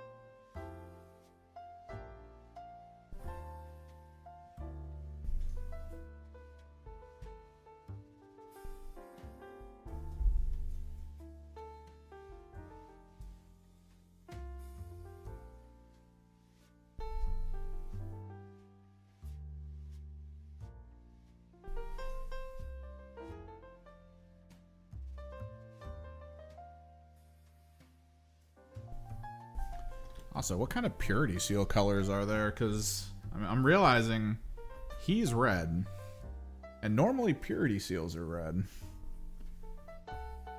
So that probably looks like crap next to each other. So I gotta take a look at some stuff real quick. I gotta look at some reference.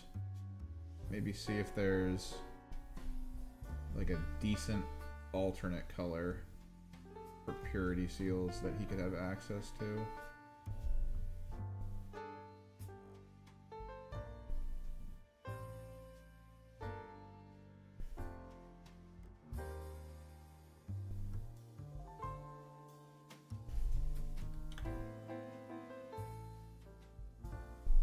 Paint the handle.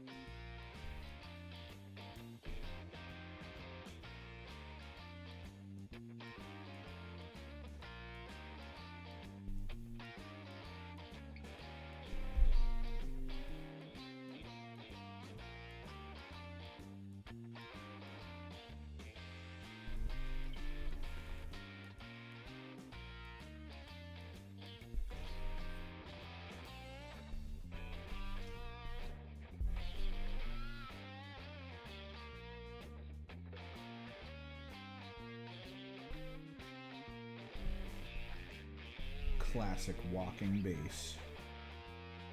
Bing, bing, bing, bing.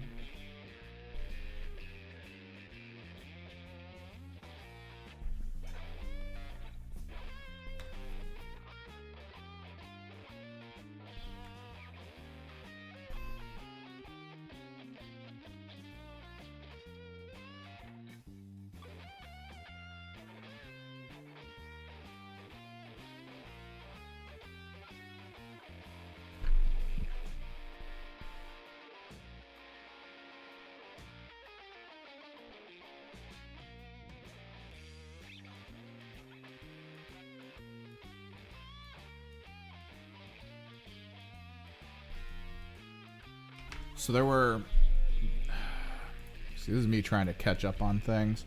So, Blackstone, Fortress, Sisters. Ah! Wait, the, talking about this dude and this one? That's what I'm looking at here.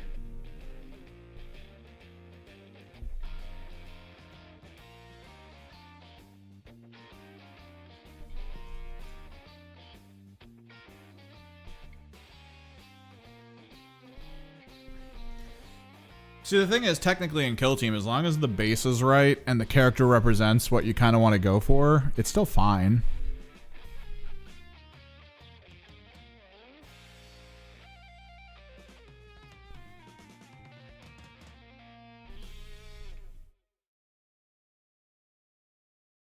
Like, you don't... There's not like a... Here we are, Draken Shade. There's not a big drive, necessarily, for you to have to make a specific looking unit, right? Like, everyone's been kind of annoyed that there hasn't been a new Hive Fleet or Tyranid team, so some players took it upon themselves to basically take Gellerpox and turn Gellerpox into like a Tyranid force, because everyone kind of wants that next Tyranid force. They don't want to just keep having to deal with Hive Fleet. What up? Welcome in, Rax. I saw you streaming the other day.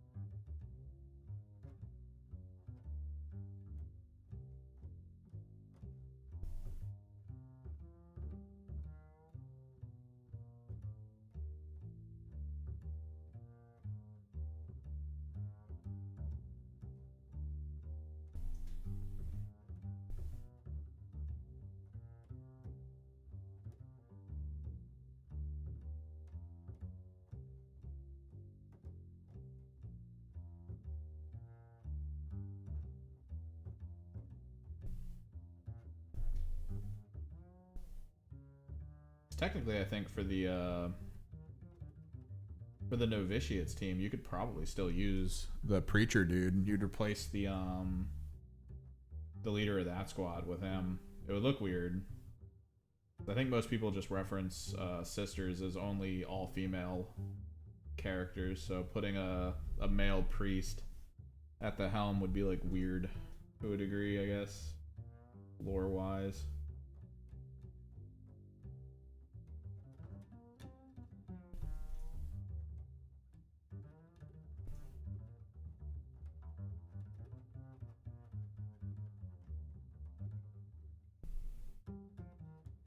Hell yeah, man. Hopefully they come out alright.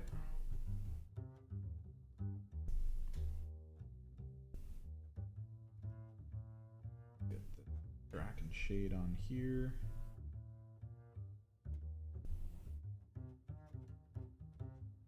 I'm hoping by the end of the month this team's done, and then both of my Mutilate Vortex Beasts are done. But that's massive, like, just like praying for it kind of levels of, oh, I hope this works. Because you never know. That kind of stuff is a little out there at times. Up in the air.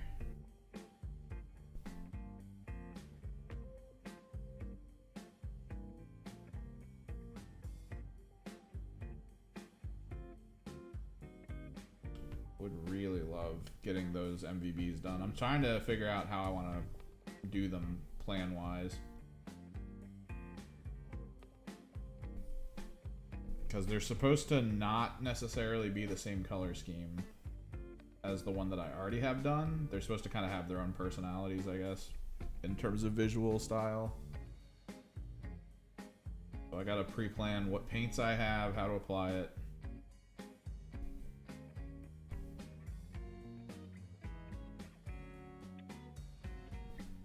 A lot to do going forward.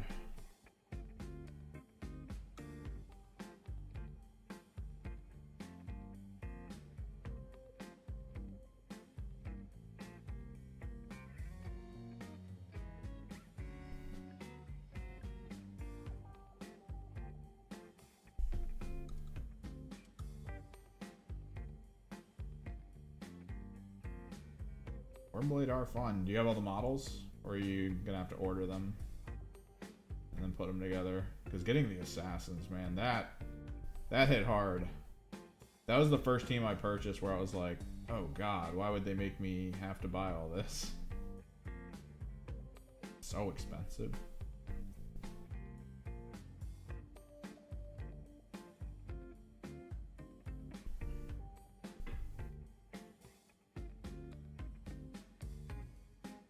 Alright, get some rest.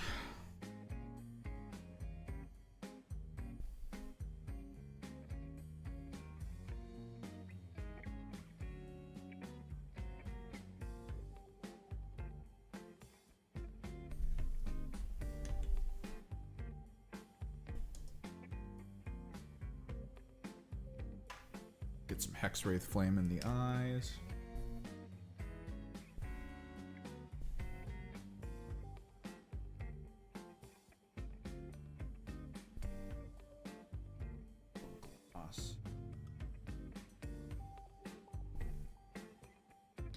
A little bit of that shimmer.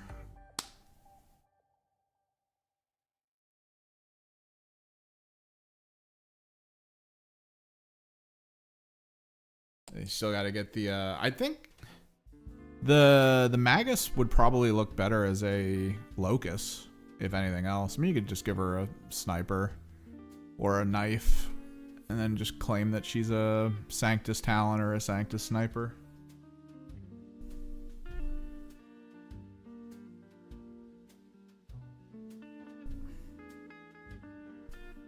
Pin wash a little bit. Get some pin wash parts in. Darken up some areas.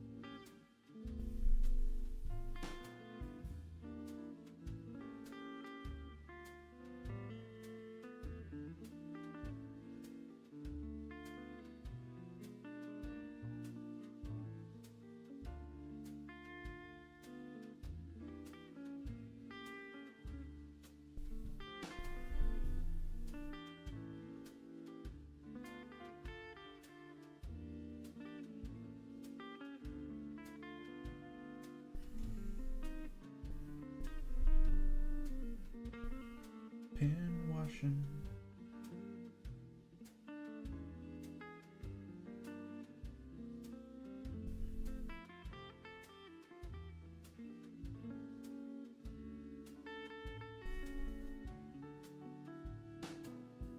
Gives it that little bit of extra detail.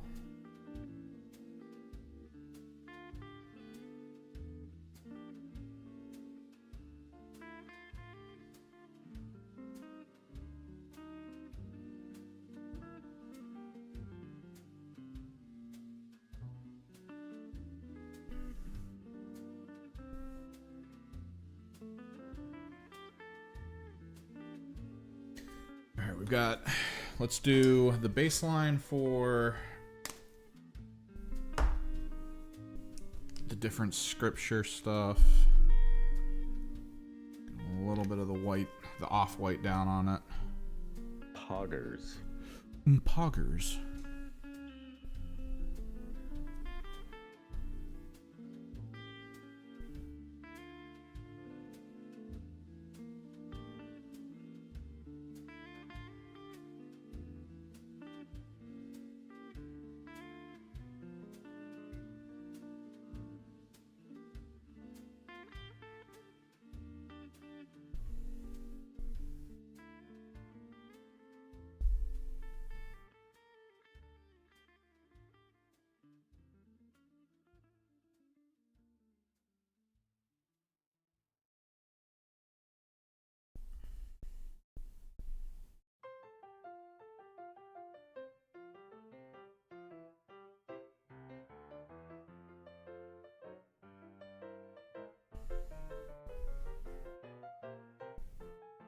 Pretty sure this is ragtime.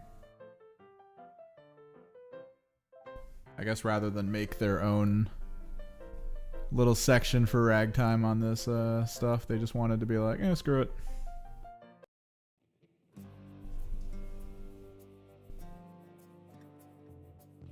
We'll just put it under jazz.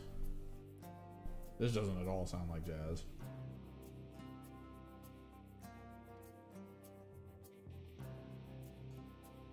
This is like almost country and western.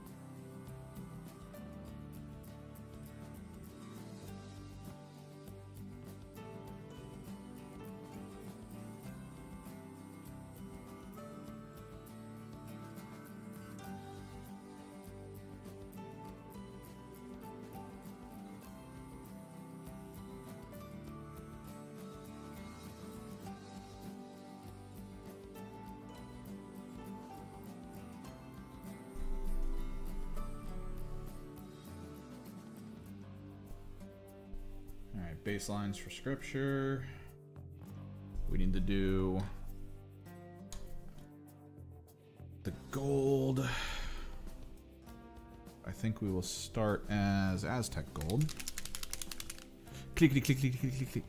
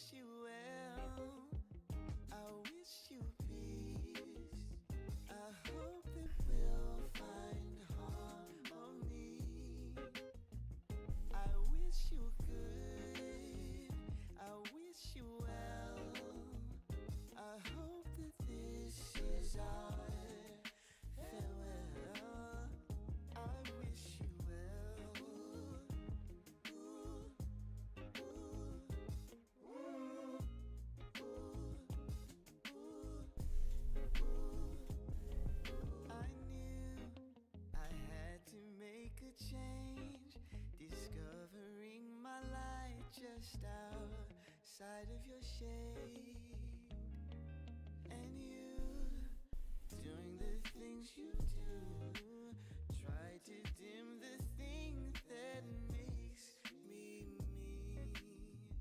I wish you well, I wish you peace, I hope that we'll find Oh, I'm gonna have to fix some of this up. I wish you good, I wish you well, I hope that this is our farewell. I made up my mind this time, Beautiful. I'm done with your lies this time. I think I'm numb to it, I'm outgrowing the stretch. I think I'm finally in a space to say I wish you well, I wish you peace, I hope they will find harmony. I wish you good, I wish you well, I hope that this is our farewell. Yeah. We still have to do a little bit of the highlighting on the full black parts. Like I gotta get Gravelord down so I can do some edge highlights on it. We gotta do blood splatter on the chainsword. Oh, purity seals. What the hell color are the purity seals on these guys?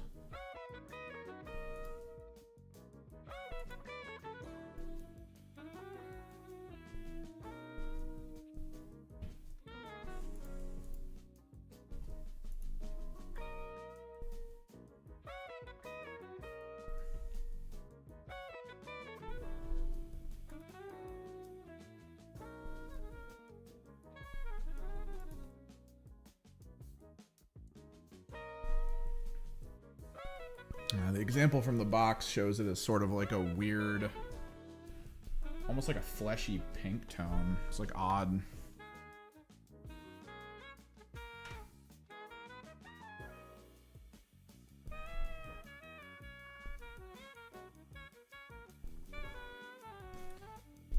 Yeah, they're normally red, but like this guy's red. Like that kind of clashes. We're gonna try burgundy.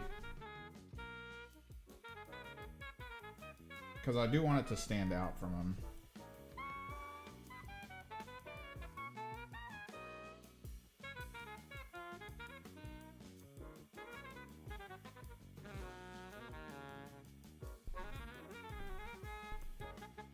There we go.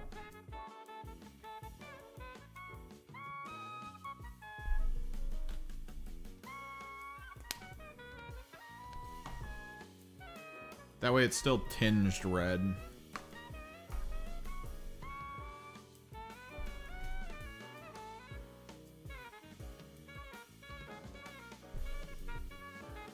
While having at least a little bit of a feel of being different.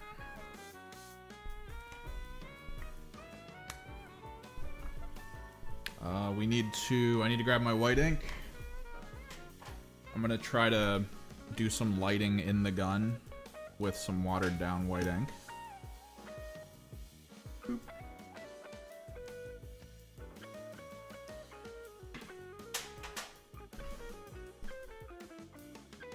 Because it's kind of like a plasma gun.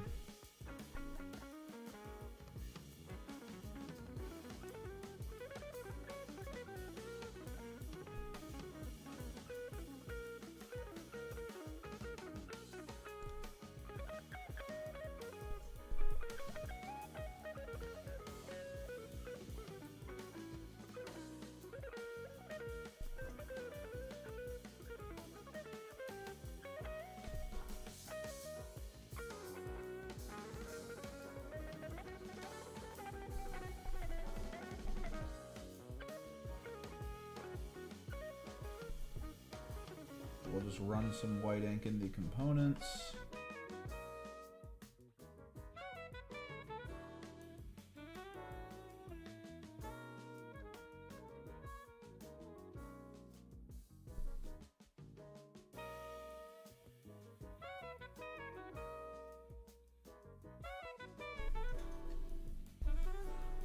dry a little.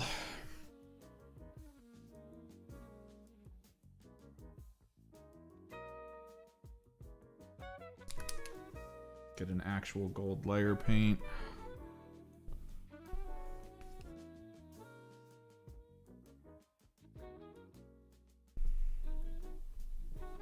Do a little brightening up of it in some areas.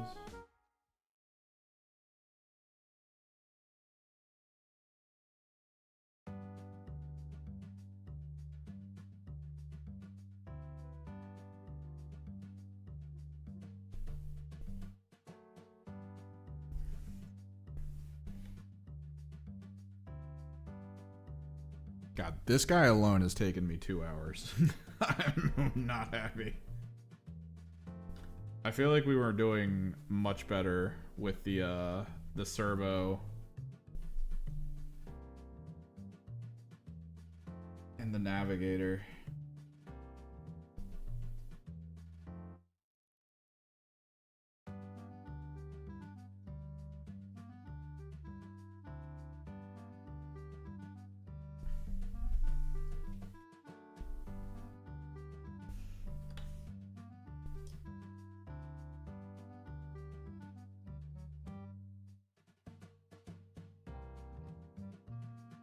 Alright, is my Gravelord Gray out already? It is not.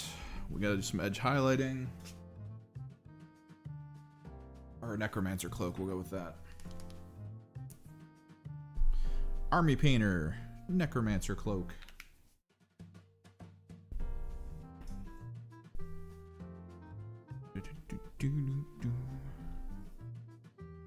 This is like theme music from a child's computer game.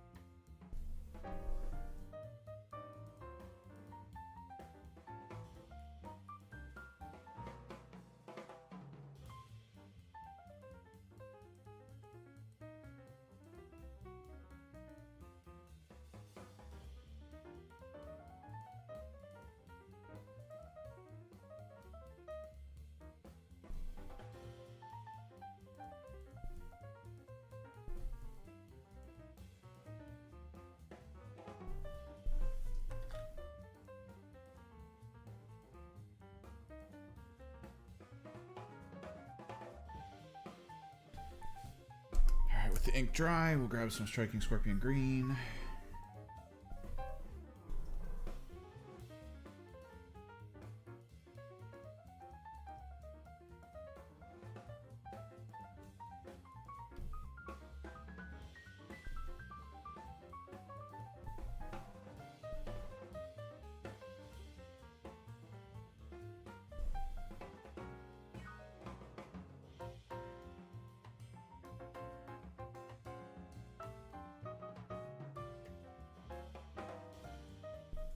Simple flow lighting.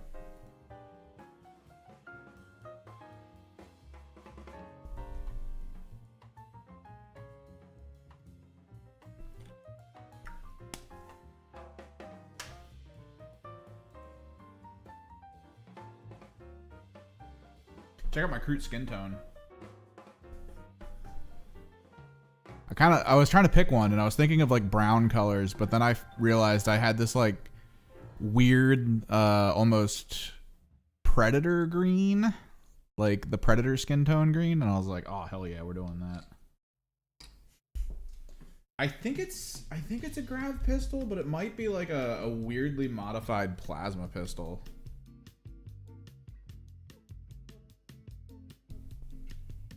because in the picture I looked at, it's the same thing. They did green lighting coming out of like the housing here, as well as a little bit around the barrel. So I don't know. Past that, I have no idea.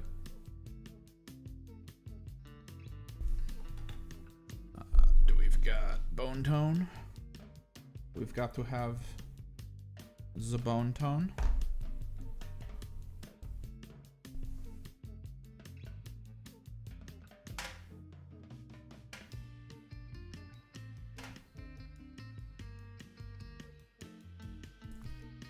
I think if I went a crude army, that would be my skin tone. Like, I'm looking at it and I'm like, I almost don't have to touch it. It was this. Gilly do.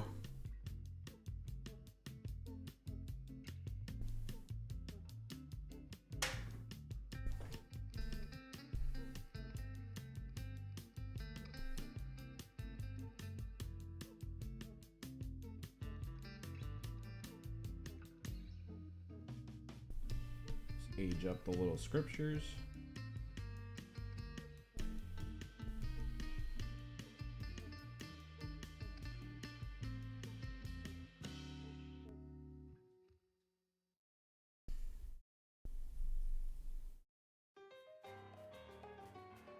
Yeah, I guess it's a grab pistol. I don't know.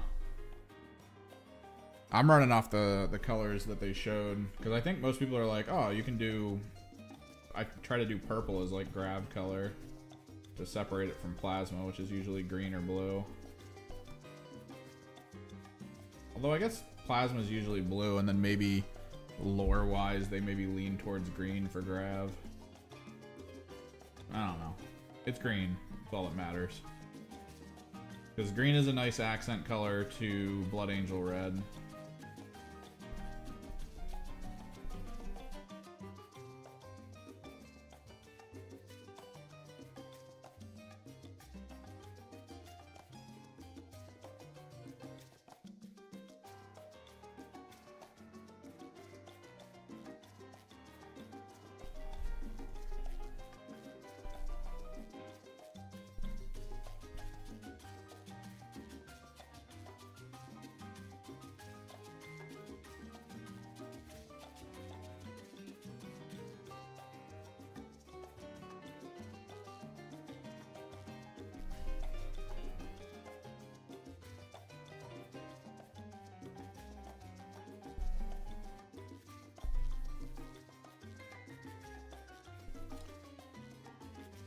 Okay, last bit of fun.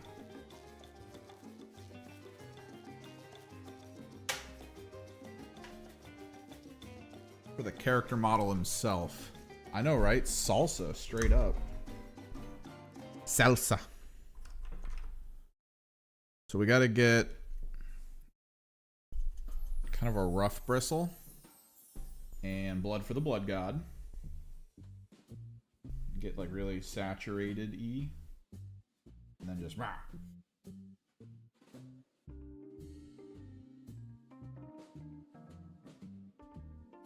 Just ruin that good chevroning.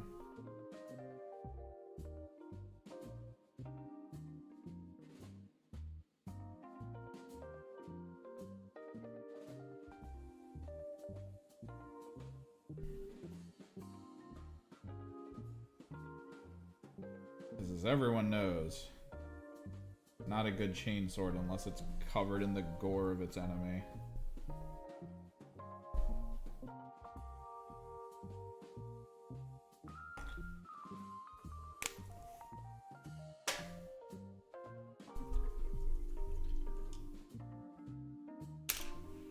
Alright. Basing we always do in Ruin It Gray as a start. There might be some details on this that I actually use a different type of brush with, but we'll get to that when we get to it. And then I kind of want to work for the last little bit of the stream on the cape we've got over here.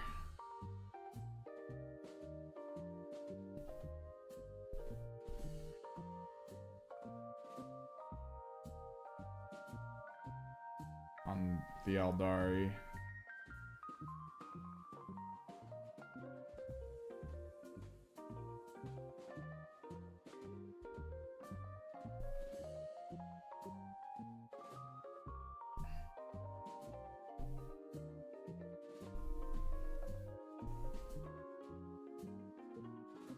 Dude, Blood Angels are just corn berserkers who haven't quite figured it out yet.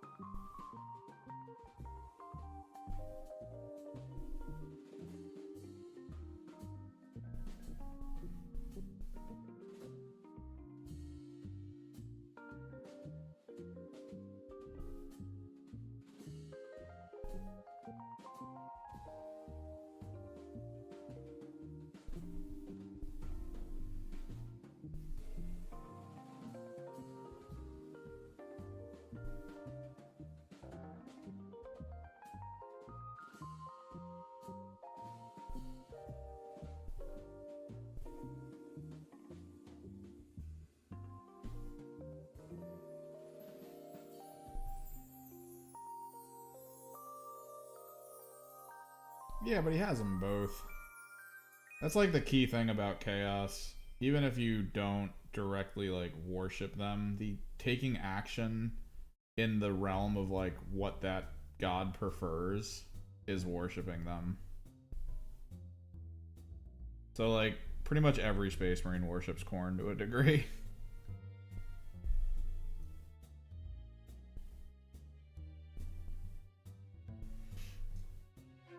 Anyone that dies pretty much worships Nurgle.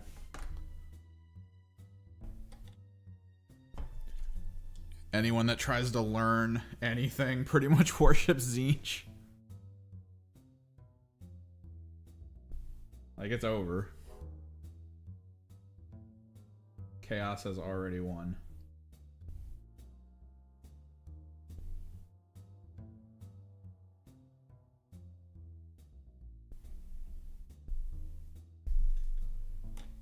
Alright, we're gonna go with some Talos Bronze.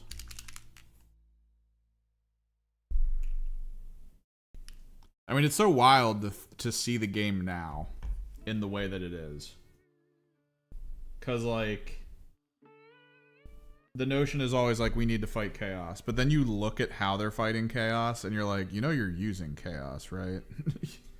Like, the Aldari thing, where they're like, oh, the Incarn is going to help us kill Slaanesh. Show of hands, who thinks the Incarn looks like a Slaanesh demon?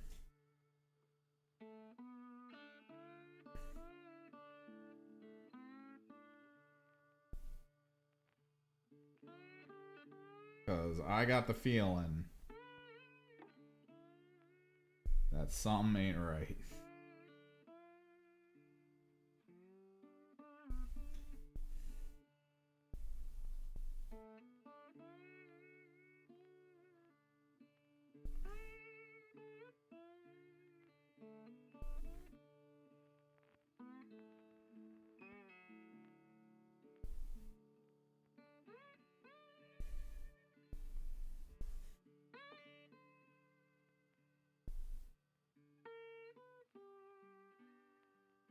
Like everyone's already lost. They just don't recognize it yet. Weirdly, the way it seems to actually fight Chaos is by utilizing the fact that they are kind of the represented embodiment of like a specific spectrum of emotion. And when you use that emotion in positive ways, they're viewed, the gods themselves are viewed as like regular, like normal.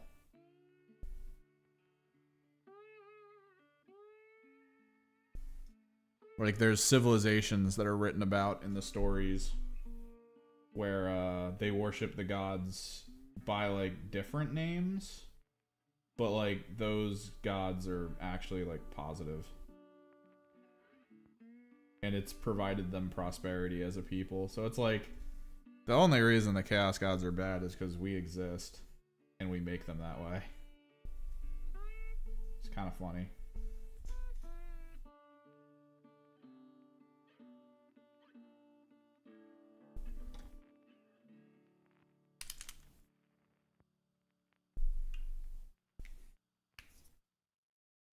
I still haven't turned off the jazz thing. Like, this is supposed to be jazz. This is YouTube's understanding of what jazz is. I know there's a blues section too. Like, that's the problem. I know there's a blues section. Is this gold? Did I accidentally just put gold up there? I thought I put more Talos bronze.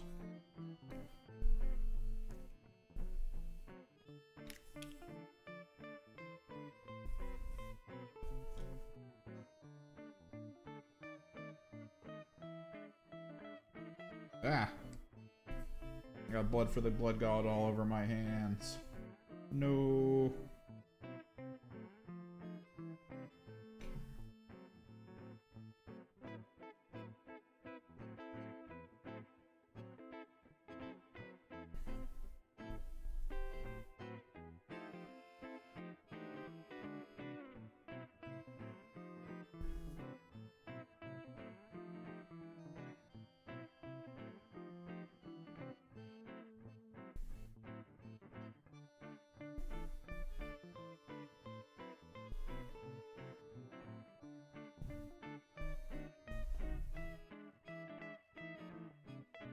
Hell yeah.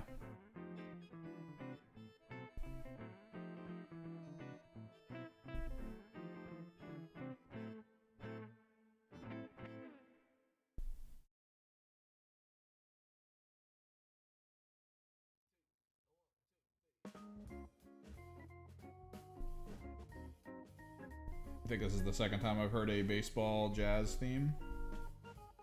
Wait, no, this is... Oh no, is this baseball or is this the movies one?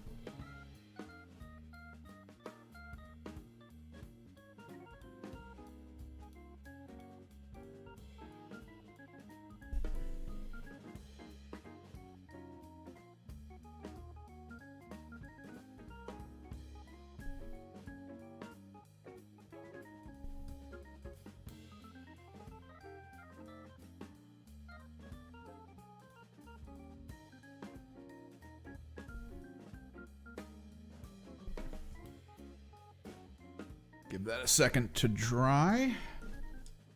Because as I said at the beginning, Combat Arena is a game of facings, so I've been putting little chevrons on the front side of the models. That way, when you're done moving them around and placing, there's no question as to which side the facing is on.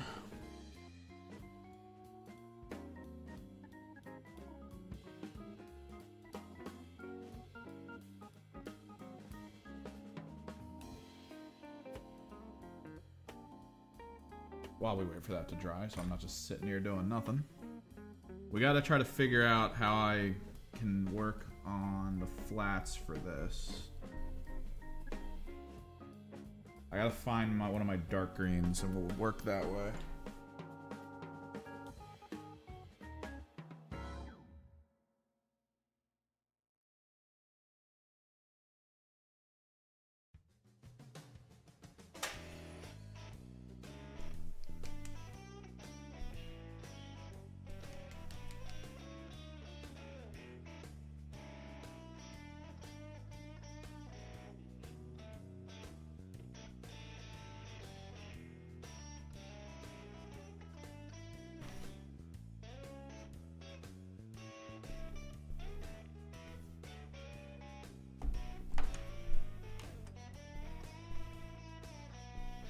Some more walking base.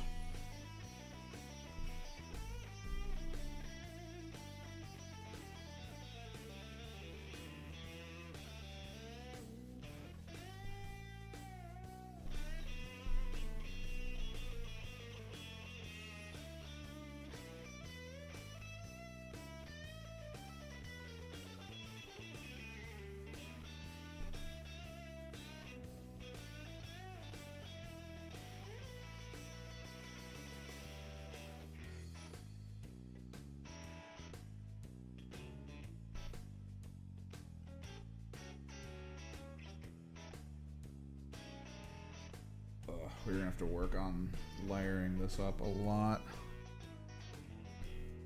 I think the greens that I have are like all the worst greens.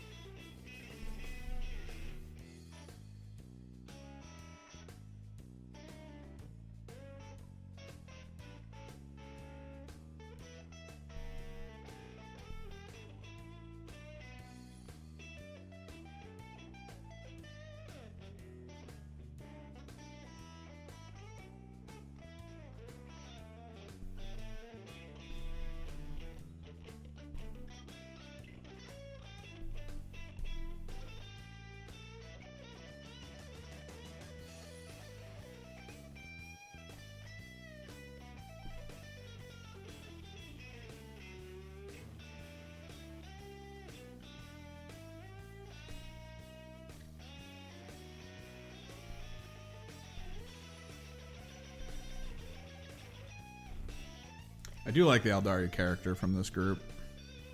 It was cool to see it. The Eldari Black Fortress, or the Blackstone Fortress unit. It's really nice.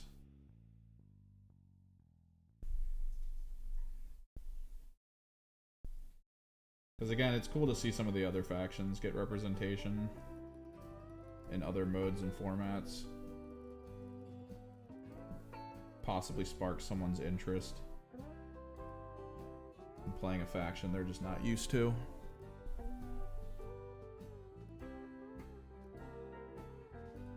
I gotta say though, Eldar feel, outside of the whole like guaranteed dice rolls and stuff, they feel hard to like properly use.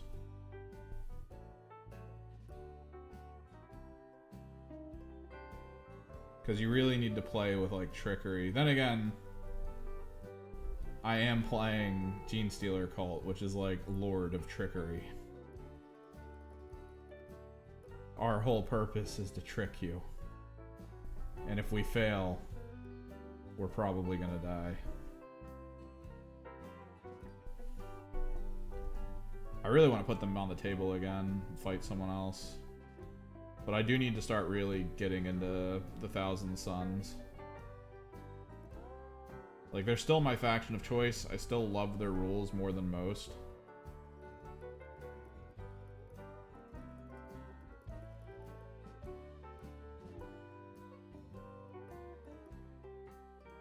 So, you know, I need to keep up with it so I don't friggin' forget too much about them.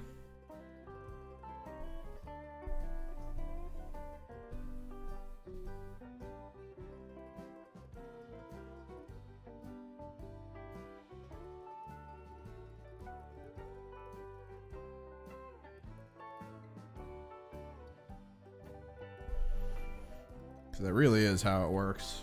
Like, the moment you stop doing something is the moment when you're like, oh god, I forgot everything.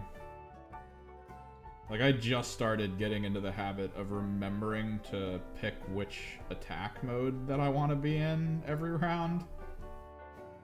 Just started figuring that out.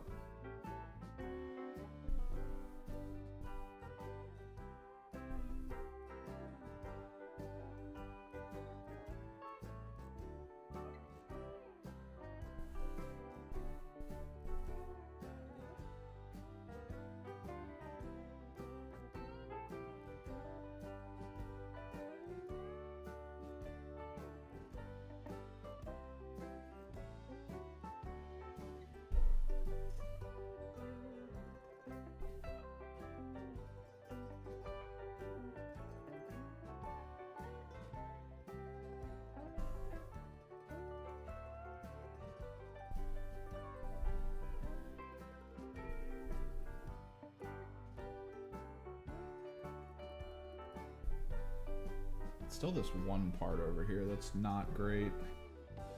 We need to work it up though a little bit with a slightly lighter green.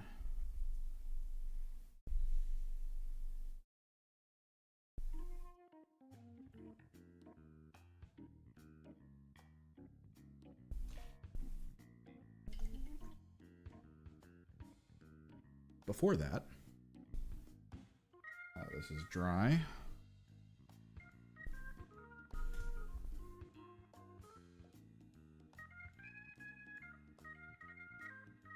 Gotta kind of decide.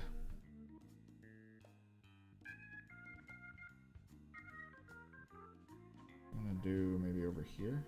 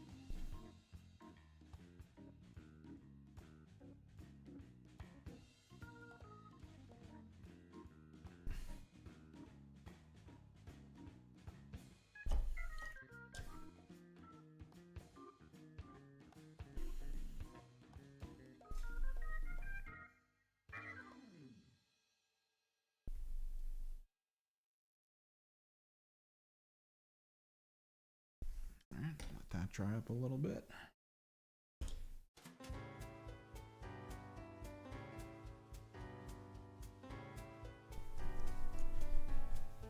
Next green. Which has a little too much medium involved.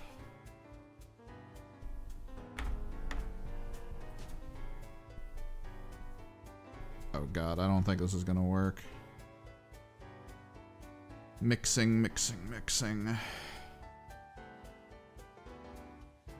Yeah, like none of these Army Painter greens have looked good so far. They're like too easy to push around as a pigment.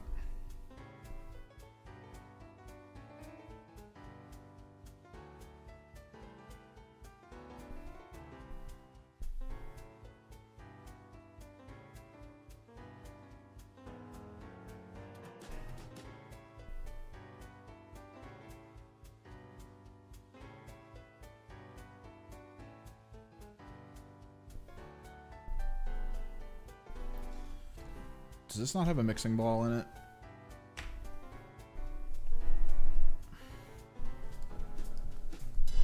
I don't hear one.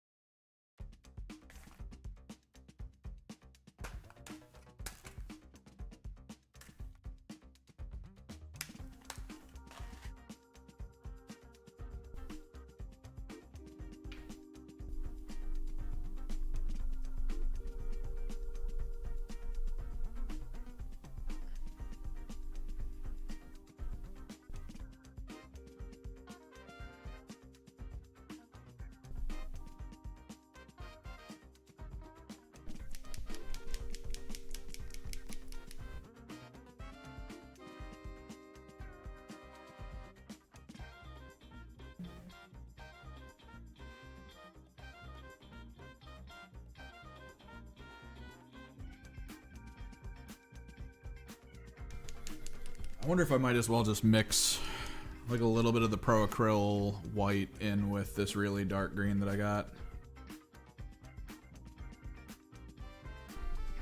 Because Pro Acryl white is going to make it go on like super smooth. It'll push it probably too light though. We don't want that.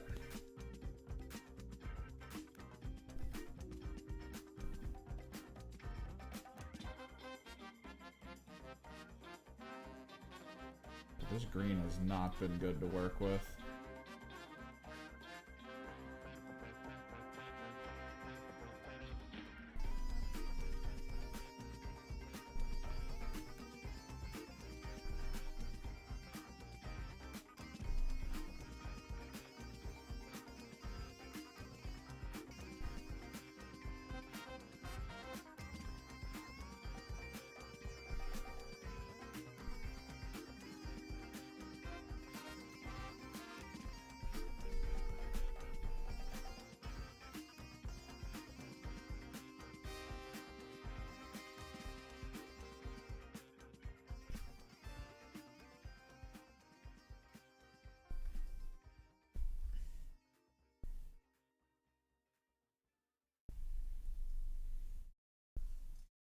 Like it just pushes itself off the surfaces I'm painting on.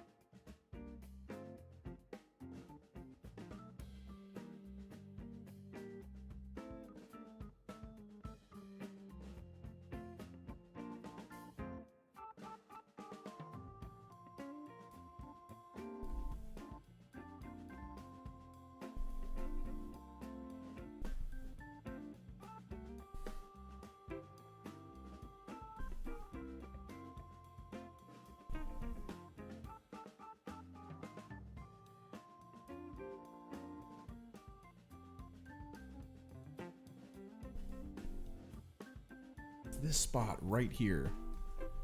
If I can just get this to go monocolor, I'll be happy. Then I can work from it.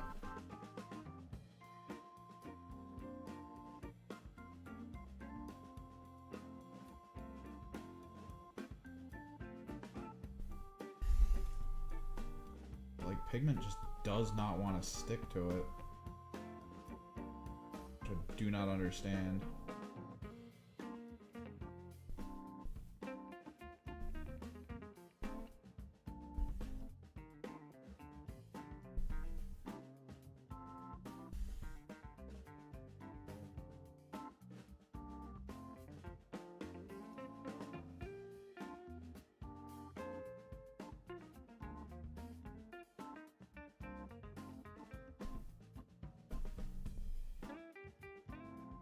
Starting to stick to other spots properly.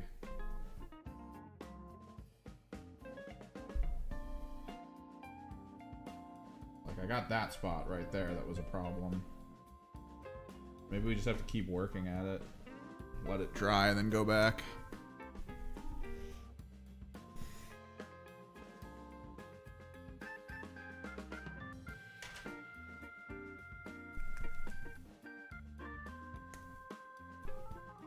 Before that, though.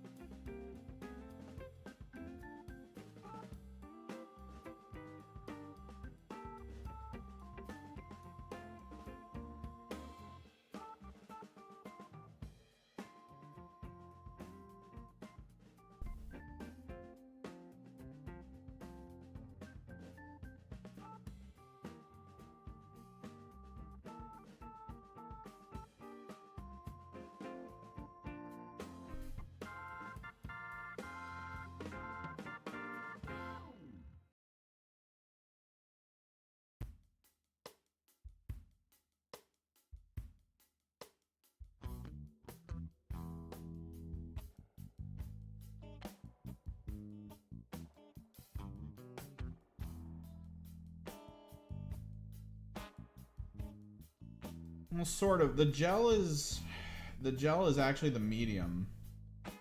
And you can either clean it out and basically thicken the pigment, or you can get the mixing ball and a agitator, one of the sonic mixers. You can apply it that way, but sometimes it takes longer than normal. Like the Army Painter ones have been good. Like weirdly, their yellow pigment has always been fine for me. For some reason, man, they're greens. Ugh.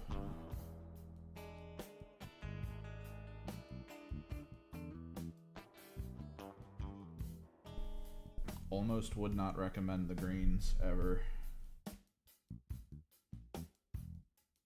Maybe the Fnatic line will fix it, but I don't know.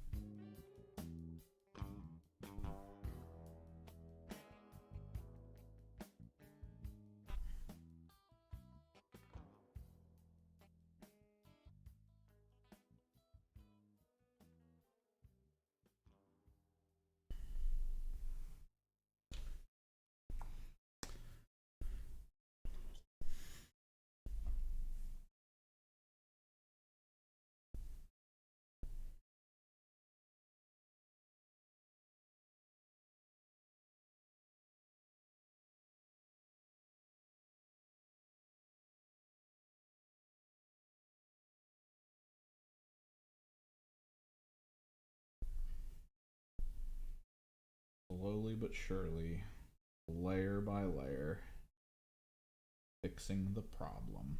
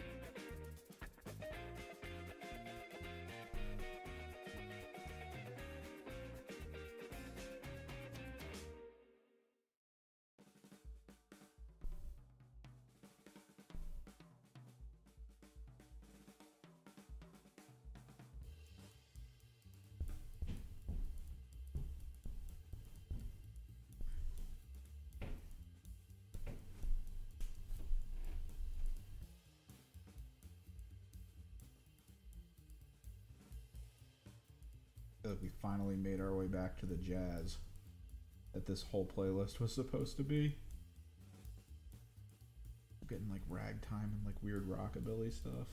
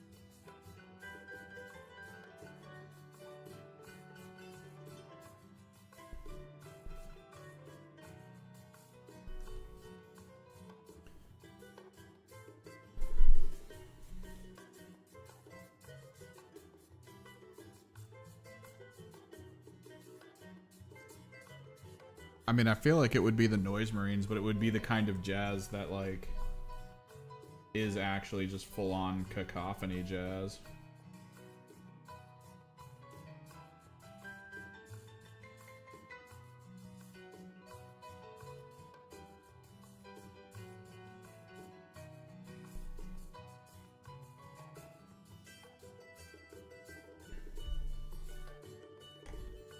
Word.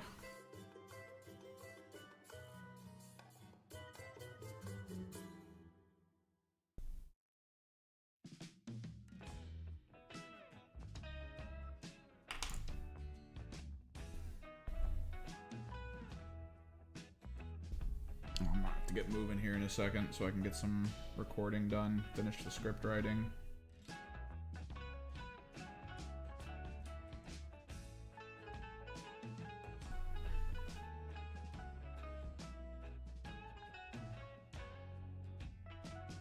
Sadly, we only got one of the units done today.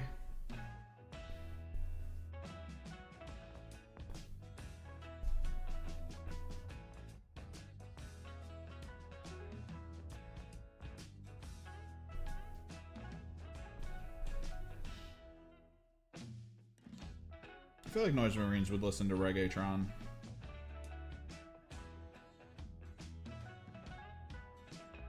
get inspired.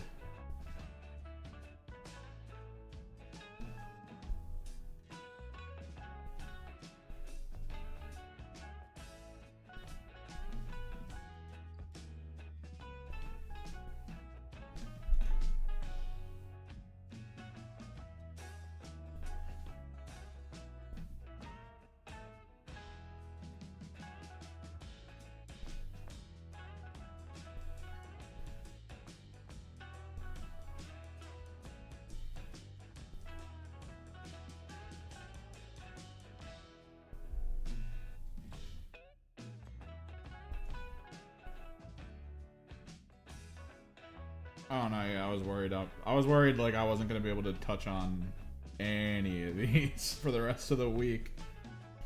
Like genuinely, I was like, God, I gotta keep moving on this, but how? So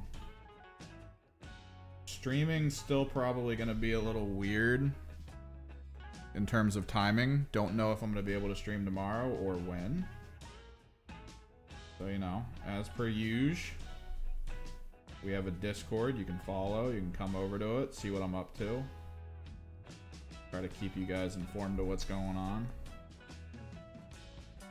Hopefully, fingers crossed, I can power through and get this How to Kill Team Appendix.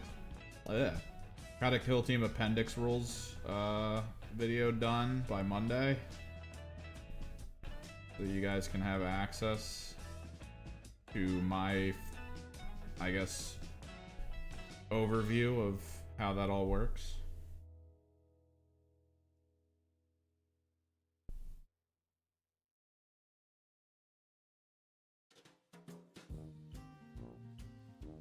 I probably also, like, you'd think orcs would listen to jazz. I mean, everyone's like, nah, man, rock, speed metal. I feel like when they're just chilling, maybe they throw on some jazz.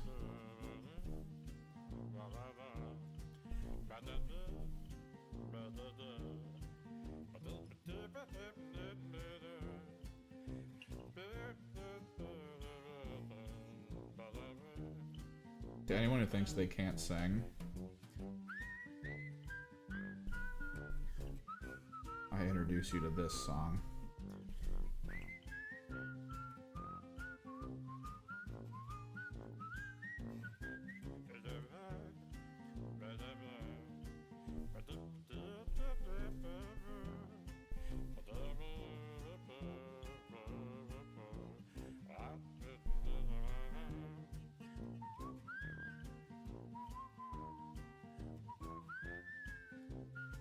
When lyrics aren't really lyrics.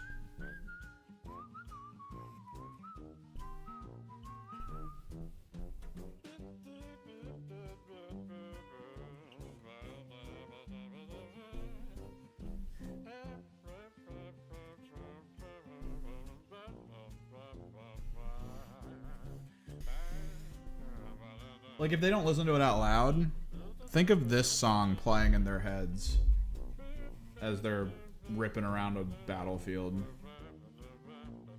taking people out.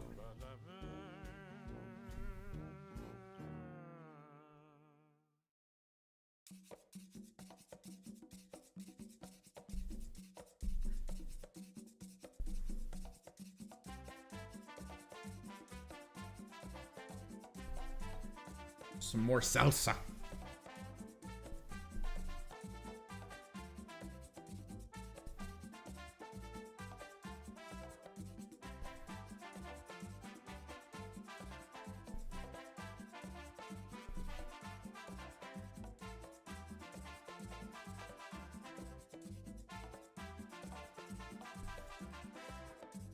This cloak is taking quite some time.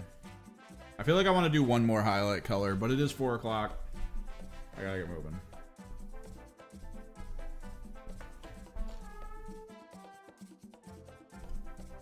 Blood Angel's done. We've kind of started a few of them. I want to get the Eldari done next. Maybe the Kroot.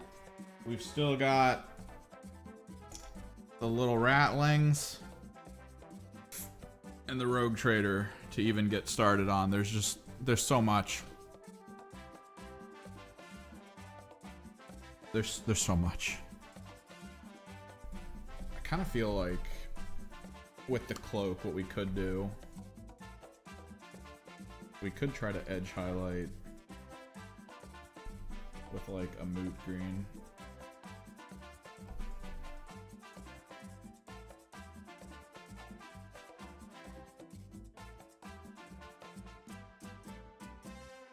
I feel like that could be cool. Kind of tie it all in.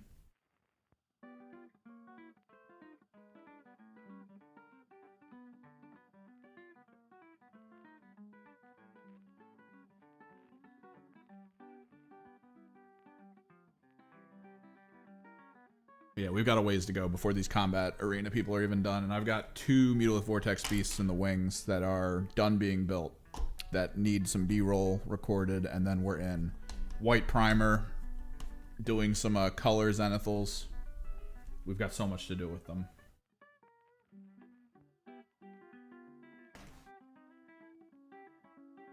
Thanks for hanging out. It was a weird hour to pop in. If you didn't check, I did release a short today, another Breach Team comedy short, I guess.